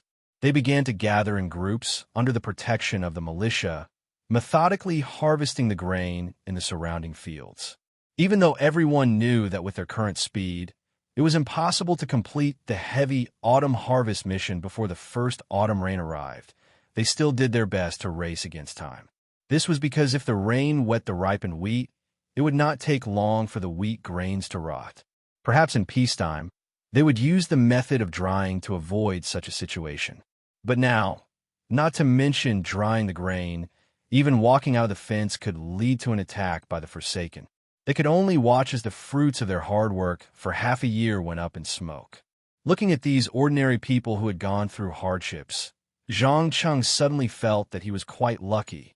At the very least, in the parallel Earth that was both familiar and unfamiliar, he didn't have to worry about a lunatic trying to conquer or destroy the world popping up every now and then. Just as he was feeling inexplicably, Garrick appeared by the window, leading a black horse. He greeted him with a slightly excited tone. "Good morning, Mr. Mage. I'm so glad to see that you're up. You know, the undead hate the morning sun the most, so they rarely come out during this period of time. It's the best time for us to set off. What about breakfast? I haven't had breakfast yet, Zhang Cheng said half-jokingly. Look, Aunt Maggie made the pork pie herself. I've already prepared it for you. You can eat it on the way. Garrick threw a leather bag from the saddle over. Zhang Cheng took it and opened it. He found that it was stuffed with more than a dozen baked pasta the size of an adult man's palm. Perhaps it was because it had just come out of the oven, it was slightly hot to the touch. He broke open one of them, and the delicious meat filling was immediately presented before his eyes. He did not even think about it, and took a bite. He finished it in 2 or 3 bites. Then, he wiped the residue at the corner of his mouth, and asked without raising his head, "Where's old George? Has he arranged everything for the caravan?" "You mean that merchant? He woke up much earlier than you and arranged everything an hour ago. Look, he's waiting for us," Garrick said as he pointed at the town's gate. Old George was instructing a coachman about something. His adorable little daughter was beside him, looking around curiously. "All right, then let's set off for Dalaran now." Zhang Cheng took his belongings and pushed the door open. He stepped on the stirrup and mounted the black horse. Perhaps for many people living in modern society, horsemanship had become a form of entertainment that only the rich could enjoy.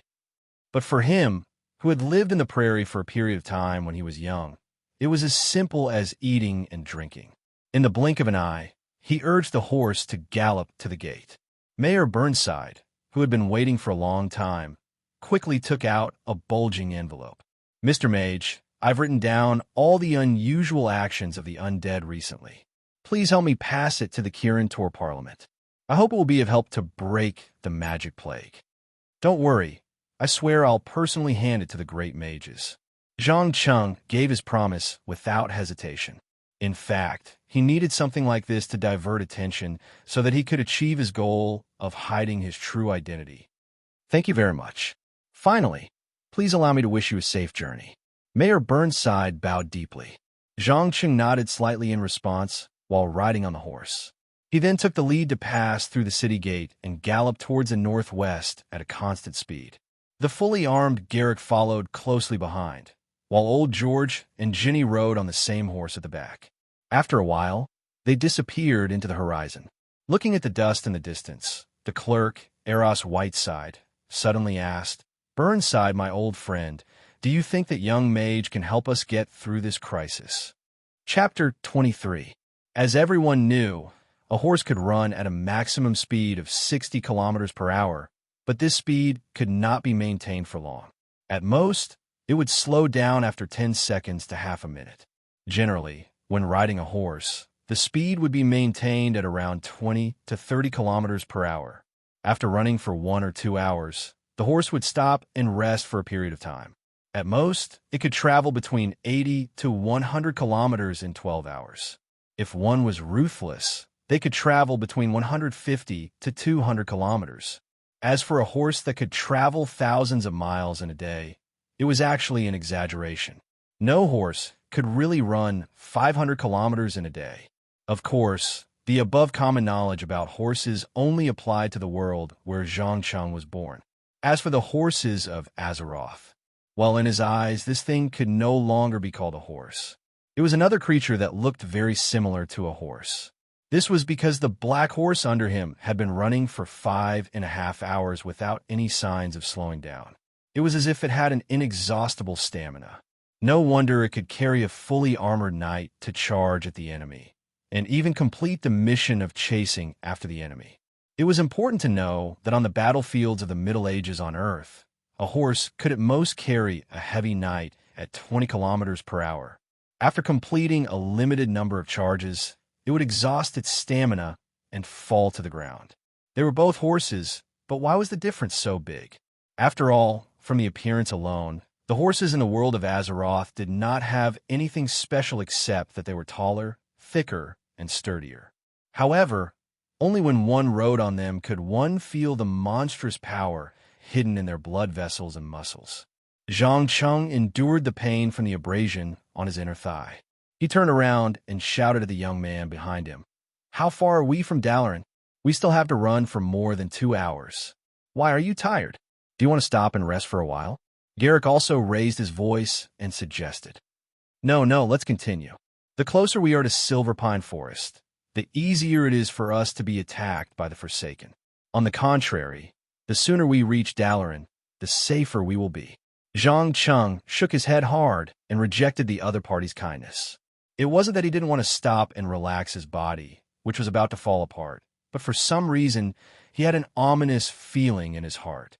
Logically speaking, if the Forgotten One wanted to use the town as a huge plague testing ground, they would definitely send people to keep an eye on the town 24 hours a day and cut off all contact with the outside world when necessary.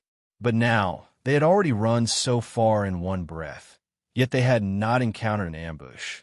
It was really a little hard to fathom. As the saying goes, the best way to take revenge on someone is not to kill them directly, but to make them live in fear of death all the time. From Zhang Cheng's point of view, the reason why the Forsaken hadn't launched an attack was to create a similar effect to exhaust his vigilance and energy. That was why he didn't want to give the Forsaken an opportunity. Time flew by, and 2 hours passed in the blink of an eye. Accompanied by the crisp sound of hooves, 3 strong horses galloped along the foot of the majestic Alterac mountain towards the scenic Lordamir Lake. Just as the violet protective shield above the magic kingdom of Dalaran rose from the horizon, 3 Forsaken, riding death chariots, suddenly sprang out of the forest. 2 of them were wearing excellent mail armor and holding hunting bows made entirely from the bones of unknown creatures. At first glance, they were completely different from the Forsaken they had encountered before. As half a gaming fan, Zhang Cheng noticed the symbol on their chests at a glance and immediately warned loudly, "Be careful. These 2 guys are members of the elite troop of the Forsaken, the Undead Sentinels." Undead Sentinels? Old George couldn't help but shiver. He hugged his daughter tightly with one hand and whipped the horse with the other, forcing the slightly tired horse to make its final dash. Anyone who knew about the organization of the Forsaken's army would know about this secret organization that was as famous as Stormwind City's MI7. Most of their role was not to fight head-on, but to carry out a series of important missions such as assassination, sabotage, and surveillance. Every one of them was the best of the best and was personally commanded by the Dreadlord Valimithus. They were ruthless and would do anything. Seeing that there were enemies, Garrick did not say a word. He immediately drew his bow and shot an arrow at the Forsaken closest to him. He, an idiot who overestimates himself. The Forsaken sneered and sneered. He also drew his bow in extremely fast speed and shot out a sharp arrow that glowed with black light. Although there was a difference of 2 to 3 seconds between the 2 of them, the time they took to complete the action was almost the same. The moment the 2 arrows collided in midair, dazzling golden sparks burst out, followed by the next second. The black arrow that belonged to the Forsaken effortlessly split Garrick's ordinary arrow in half from the middle and pierced into his shoulder. In less than 2 to 3 seconds, the skin near the wound became red and swollen with disgusting sores. Under the stimulation of the intense pain, the young man could not help but let out a miserable cry. He hurriedly grabbed the reins tightly to prevent himself from accidentally falling off. "Damn it!" Zhang Cheng cursed softly. He raised his hand and released the instant cast skill, Flame Impact, at the Forsaken who had just shot the arrow. However, what surprised him was that the Forsaken was not like the previous enemies who were sent flying by the powerful impact. Instead, after a flash of red light, he was not affected at all. Before Zhang Cheng could figure out what had happened, the last Forsaken in a black cloak suddenly accelerated and rushed to the front. He then took out a fiery red staff and stabbed it into the ground. Boom! With him as the center, everything about 4 meters around him was engulfed by the scorching flame impact. Zhang Cheng felt a wave of dizziness. His whole body spun 360 degrees in the air and finally fell heavily to the ground. He rolled 3 to 4 meters on the ground before coming to a stop. As for the poor horse, it had become a charred corpse beyond recognition and could not be ridden. "Don't worry about me. Run. Run quickly," informed Dalaran. Zhang Cheng struggled to get up as he gave his last order.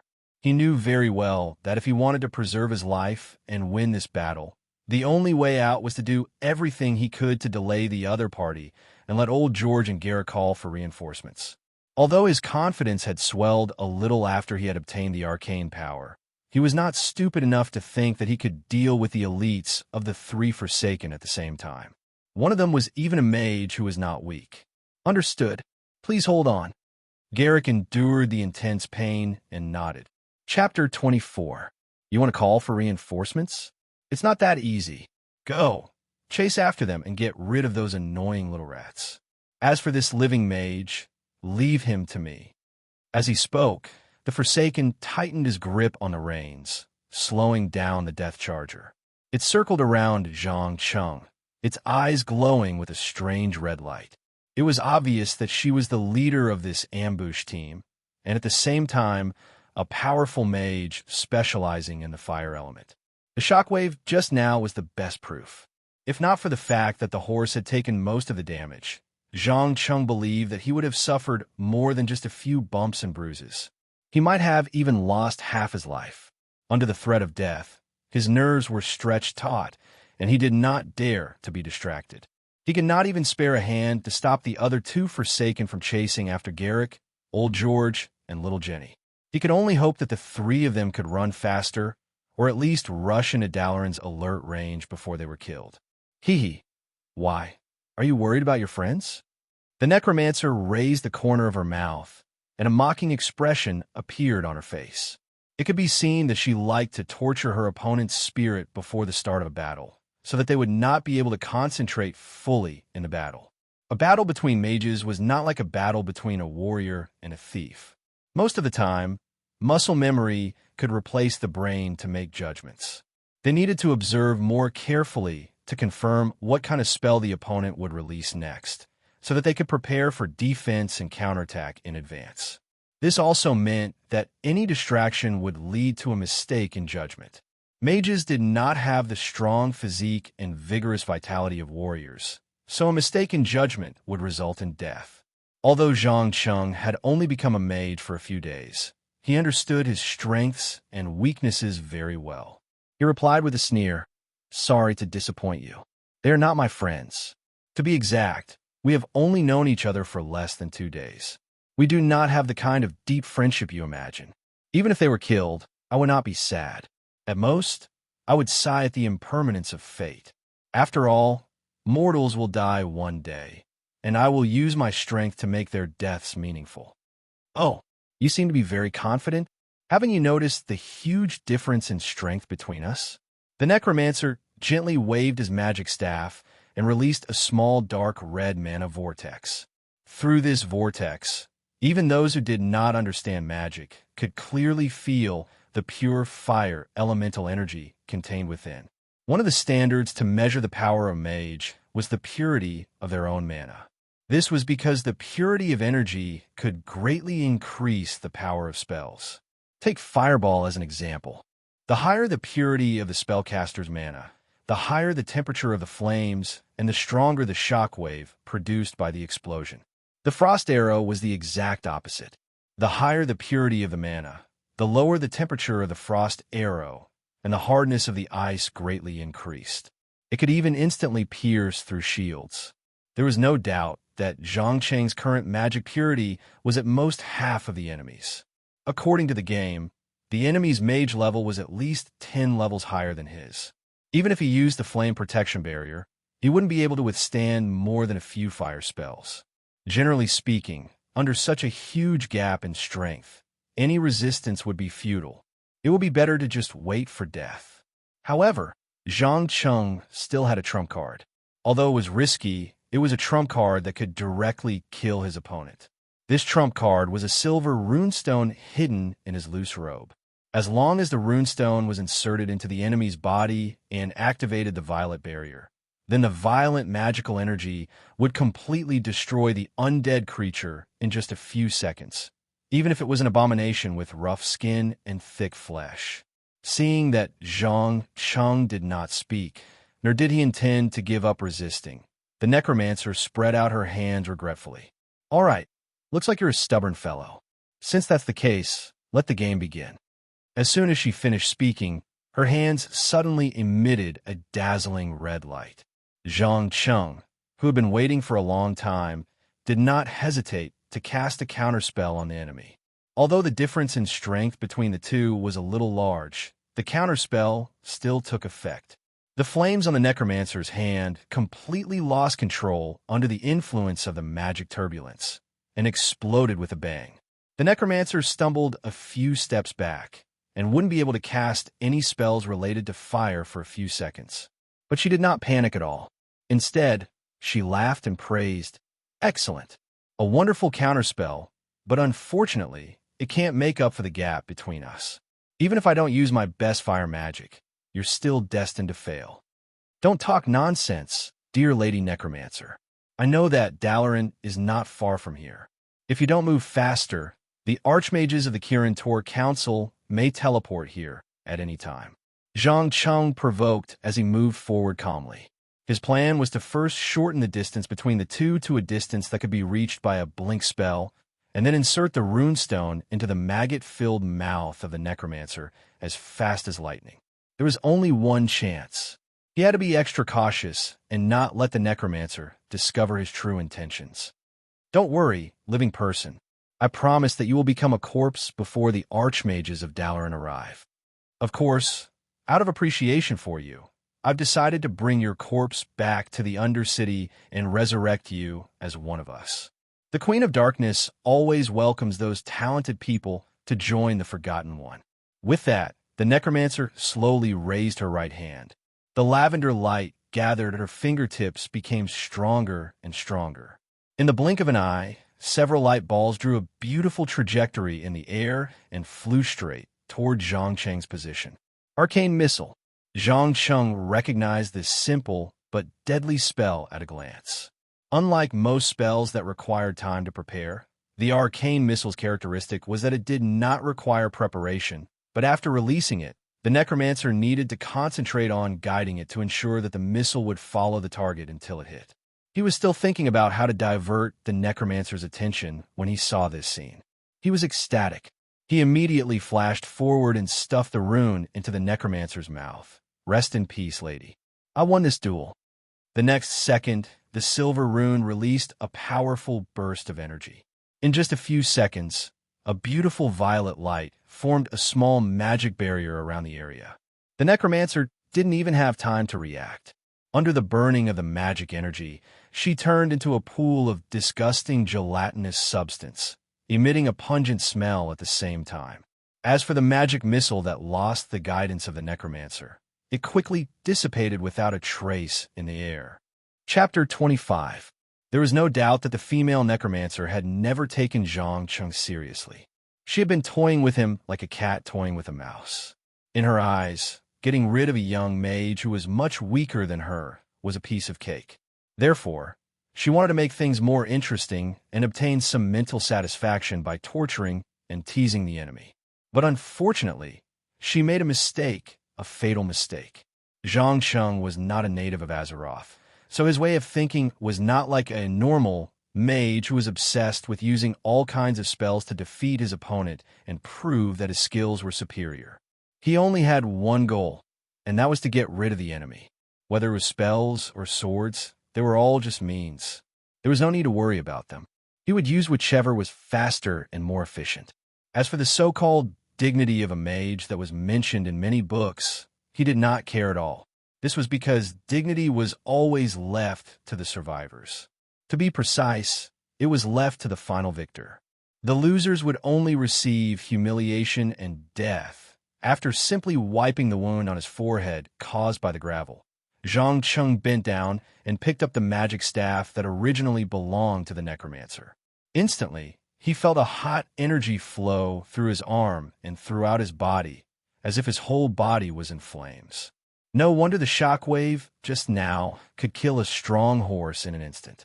It turns out that this is a magic staff that can increase the power of fire spells.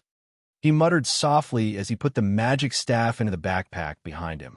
He carefully approached the motionless death charger. Since his own mount had already died, he now had no choice but to target the enemy's mount. Although he could already see the huge magic shield above the Dalaran ruins on the horizon, it was still at least a few kilometers away. If he were to walk, he would not be able to reach it without an hour or two.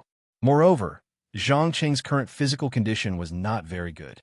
There were 7 or 8 wounds of various sizes that were oozing blood. Although most of them were superficial, the slightest movement would cause a piercing pain.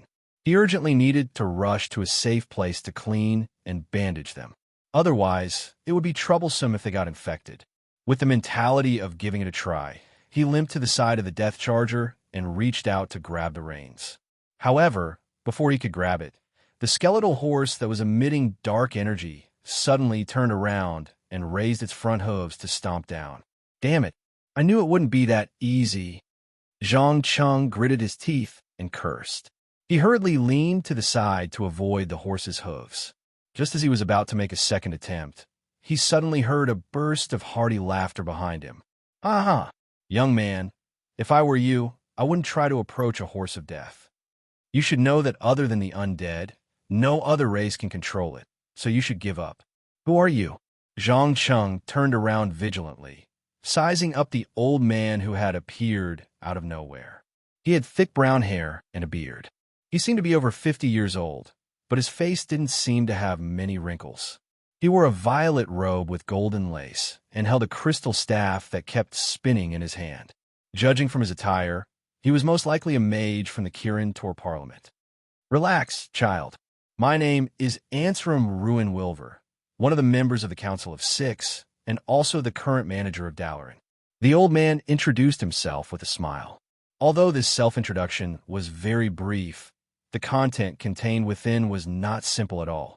According to the basic structure of the Kirin Tor organization, the most powerful people were undoubtedly the 6 great mages known as the Council of Six, including Antonidas, who was killed by Arthas, the Blood Elf Prince Kael, that's Sunstrider, the Red Dragon Krasis, and the famous Ronin. They were all members of the council. In the near future, the Blue Dragon Collegos and Jaina Proudmoore would also join one after another. This meant that anyone who could enter the Council of Six must have unparalleled magic power. It could even be said that one of them was equivalent to an army. Zhang Cheng couldn't believe that such a big shot could casually leave the protection of the protective shield and appear in front of him. The great Taoist master undoubtedly sensed his surprise. He smiled and shrugged his shoulders. Why? Do you think that an old man like me should stay in the tower all day and rot with those moldy books? No, young man. Compared to the Dark Mage Tower, I prefer to walk outside more often. Tell me, how did you provoke those undead who call themselves the Forgotten? Why did they not hesitate to send an elite team to kill you? You may not believe it, but I accidentally found out that they were developing a new plague, and they used the human farm in the Hillsbrad Hills as a testing ground for the new plague. Here, I have some samples here, and a letter for help from Mayor Burnside.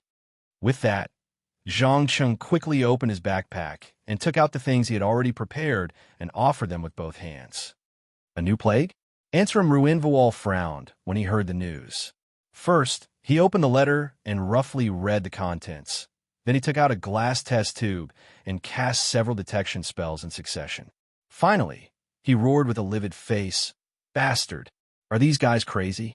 How dare they study this evil taboo?" Evil taboo? Zhang Cheng keenly grasped the key words. Yes, it's too complicated to explain. You only need to know that although this new plague is still in the experimental stage, its final version is to kill everything, including animals, plants, elemental life, and even the undead. Ansram Ruinvawal clenched his fist and explained. At the prompt of the Great Wizard, Zhang Cheng suddenly remembered that in the Wrath of the Lich King expansion pack, the Forgotten seemed to have released a magical plague that killed thousands of Scourge army in one breath. Of course, some of the allies were also accidentally injured. Obviously, what he was holding now was the early version of this plague. When he thought of running so far with a bag of deadly things, he suddenly broke into a cold sweat. He hurriedly took out the leather bag with the test tube and carefully placed it on the ground. Staring at the dark green gas liquid mixture in the test tube, Ansram Ruinvawal sighed helplessly. Alas, give it to me. I'll see if I can crack the composition and develop an antidote. Oh, I almost forgot. The 3 people who were with you are now safe. Except for the young man who was hit by the curse arrow who may need some time to recover. There is no answer for the rest. They ran to the alert range of Dalaran safely. Zhang Cheng's eyes slightly flashed with a hint of joy. Old George's safe arrival in Dalaran meant that the merchant's ambition mission was completed. He would soon have a staff suitable for himself. The great wizard shook his head gently. No, the patrol found them. Come, grab my arm. I'll take you back to Dalaran now. Anyway, I'm relieved to hear that they are safe. After that, Zhang Cheng grabbed the other party's left arm. Chapter 26. Darkness, starlight, colorful vortexes. As a matter of fact, Zhang Cheng wasn't too sure what he saw in those few short seconds, but it was undoubtedly quite bizarre, so much so that he didn't even notice when the teleportation was completed. Well, young man, don't be in a daze. Hurry up. We still have a lot of things to do today. Ansram Ruinviver urged as he passed straight through the mirror-like arch and disappeared without a trace in an instant. Interesting. Is this the magic teleportation? Zhang Cheng muttered to himself. He hurriedly followed behind and passed through the arched door. Only a second later, he found that he was standing at the top of a tower more than 30 meters high from the ground. Looking down from above, he could see the scenery within a few kilometers.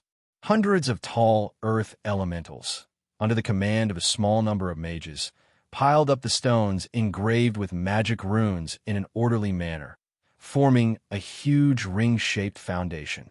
Above the foundation, towering mage towers rose from the ground.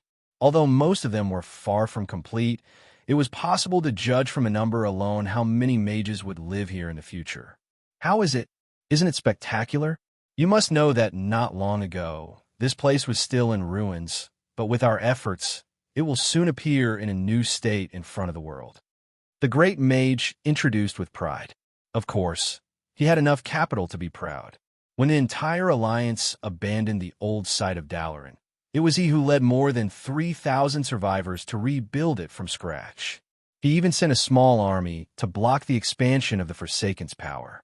Looking at this huge construction site, Zhang Cheng nodded gently and sighed.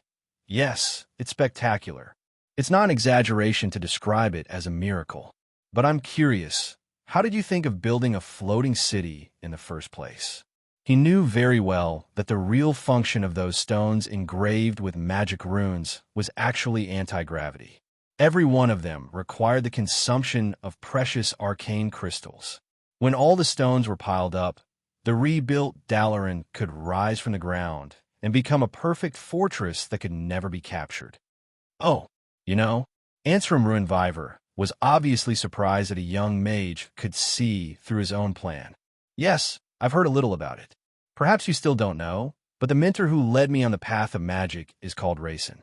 He was once a member of the Kirin Tor Council and told me a lot of stories about the Magic City. So, although it's my first time here, I don't feel unfamiliar at all. Zhang Cheng explained half-truthfully. Rayson? Wait, I think I've heard of this name before. The great Taoist master stroked the thick beard on his chin. After a while, he came to a realization and said, Ah, I remember now. Rayson was the youngest son of Count Ambrose of Lordaeron Kingdom. He was Jaina Proudmoore's classmate and a rather outstanding young mage. I didn't expect him to still be alive and have even taken in a disciple.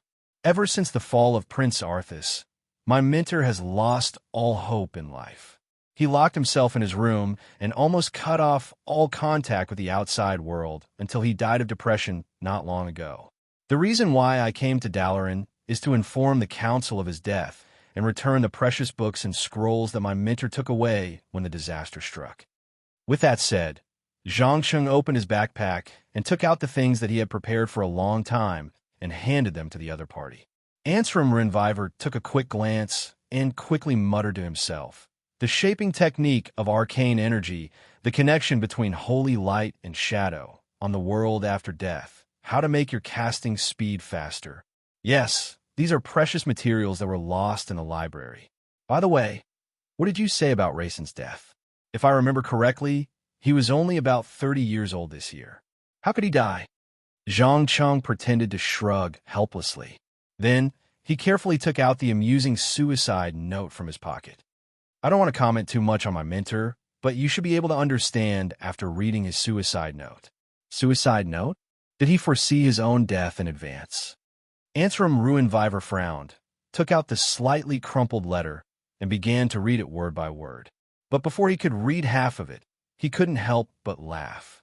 While laughing, he commented, "Ha ha, another poor guy who has a crush on Gianna, but doesn't dare to confess. Well, I think I know why he died.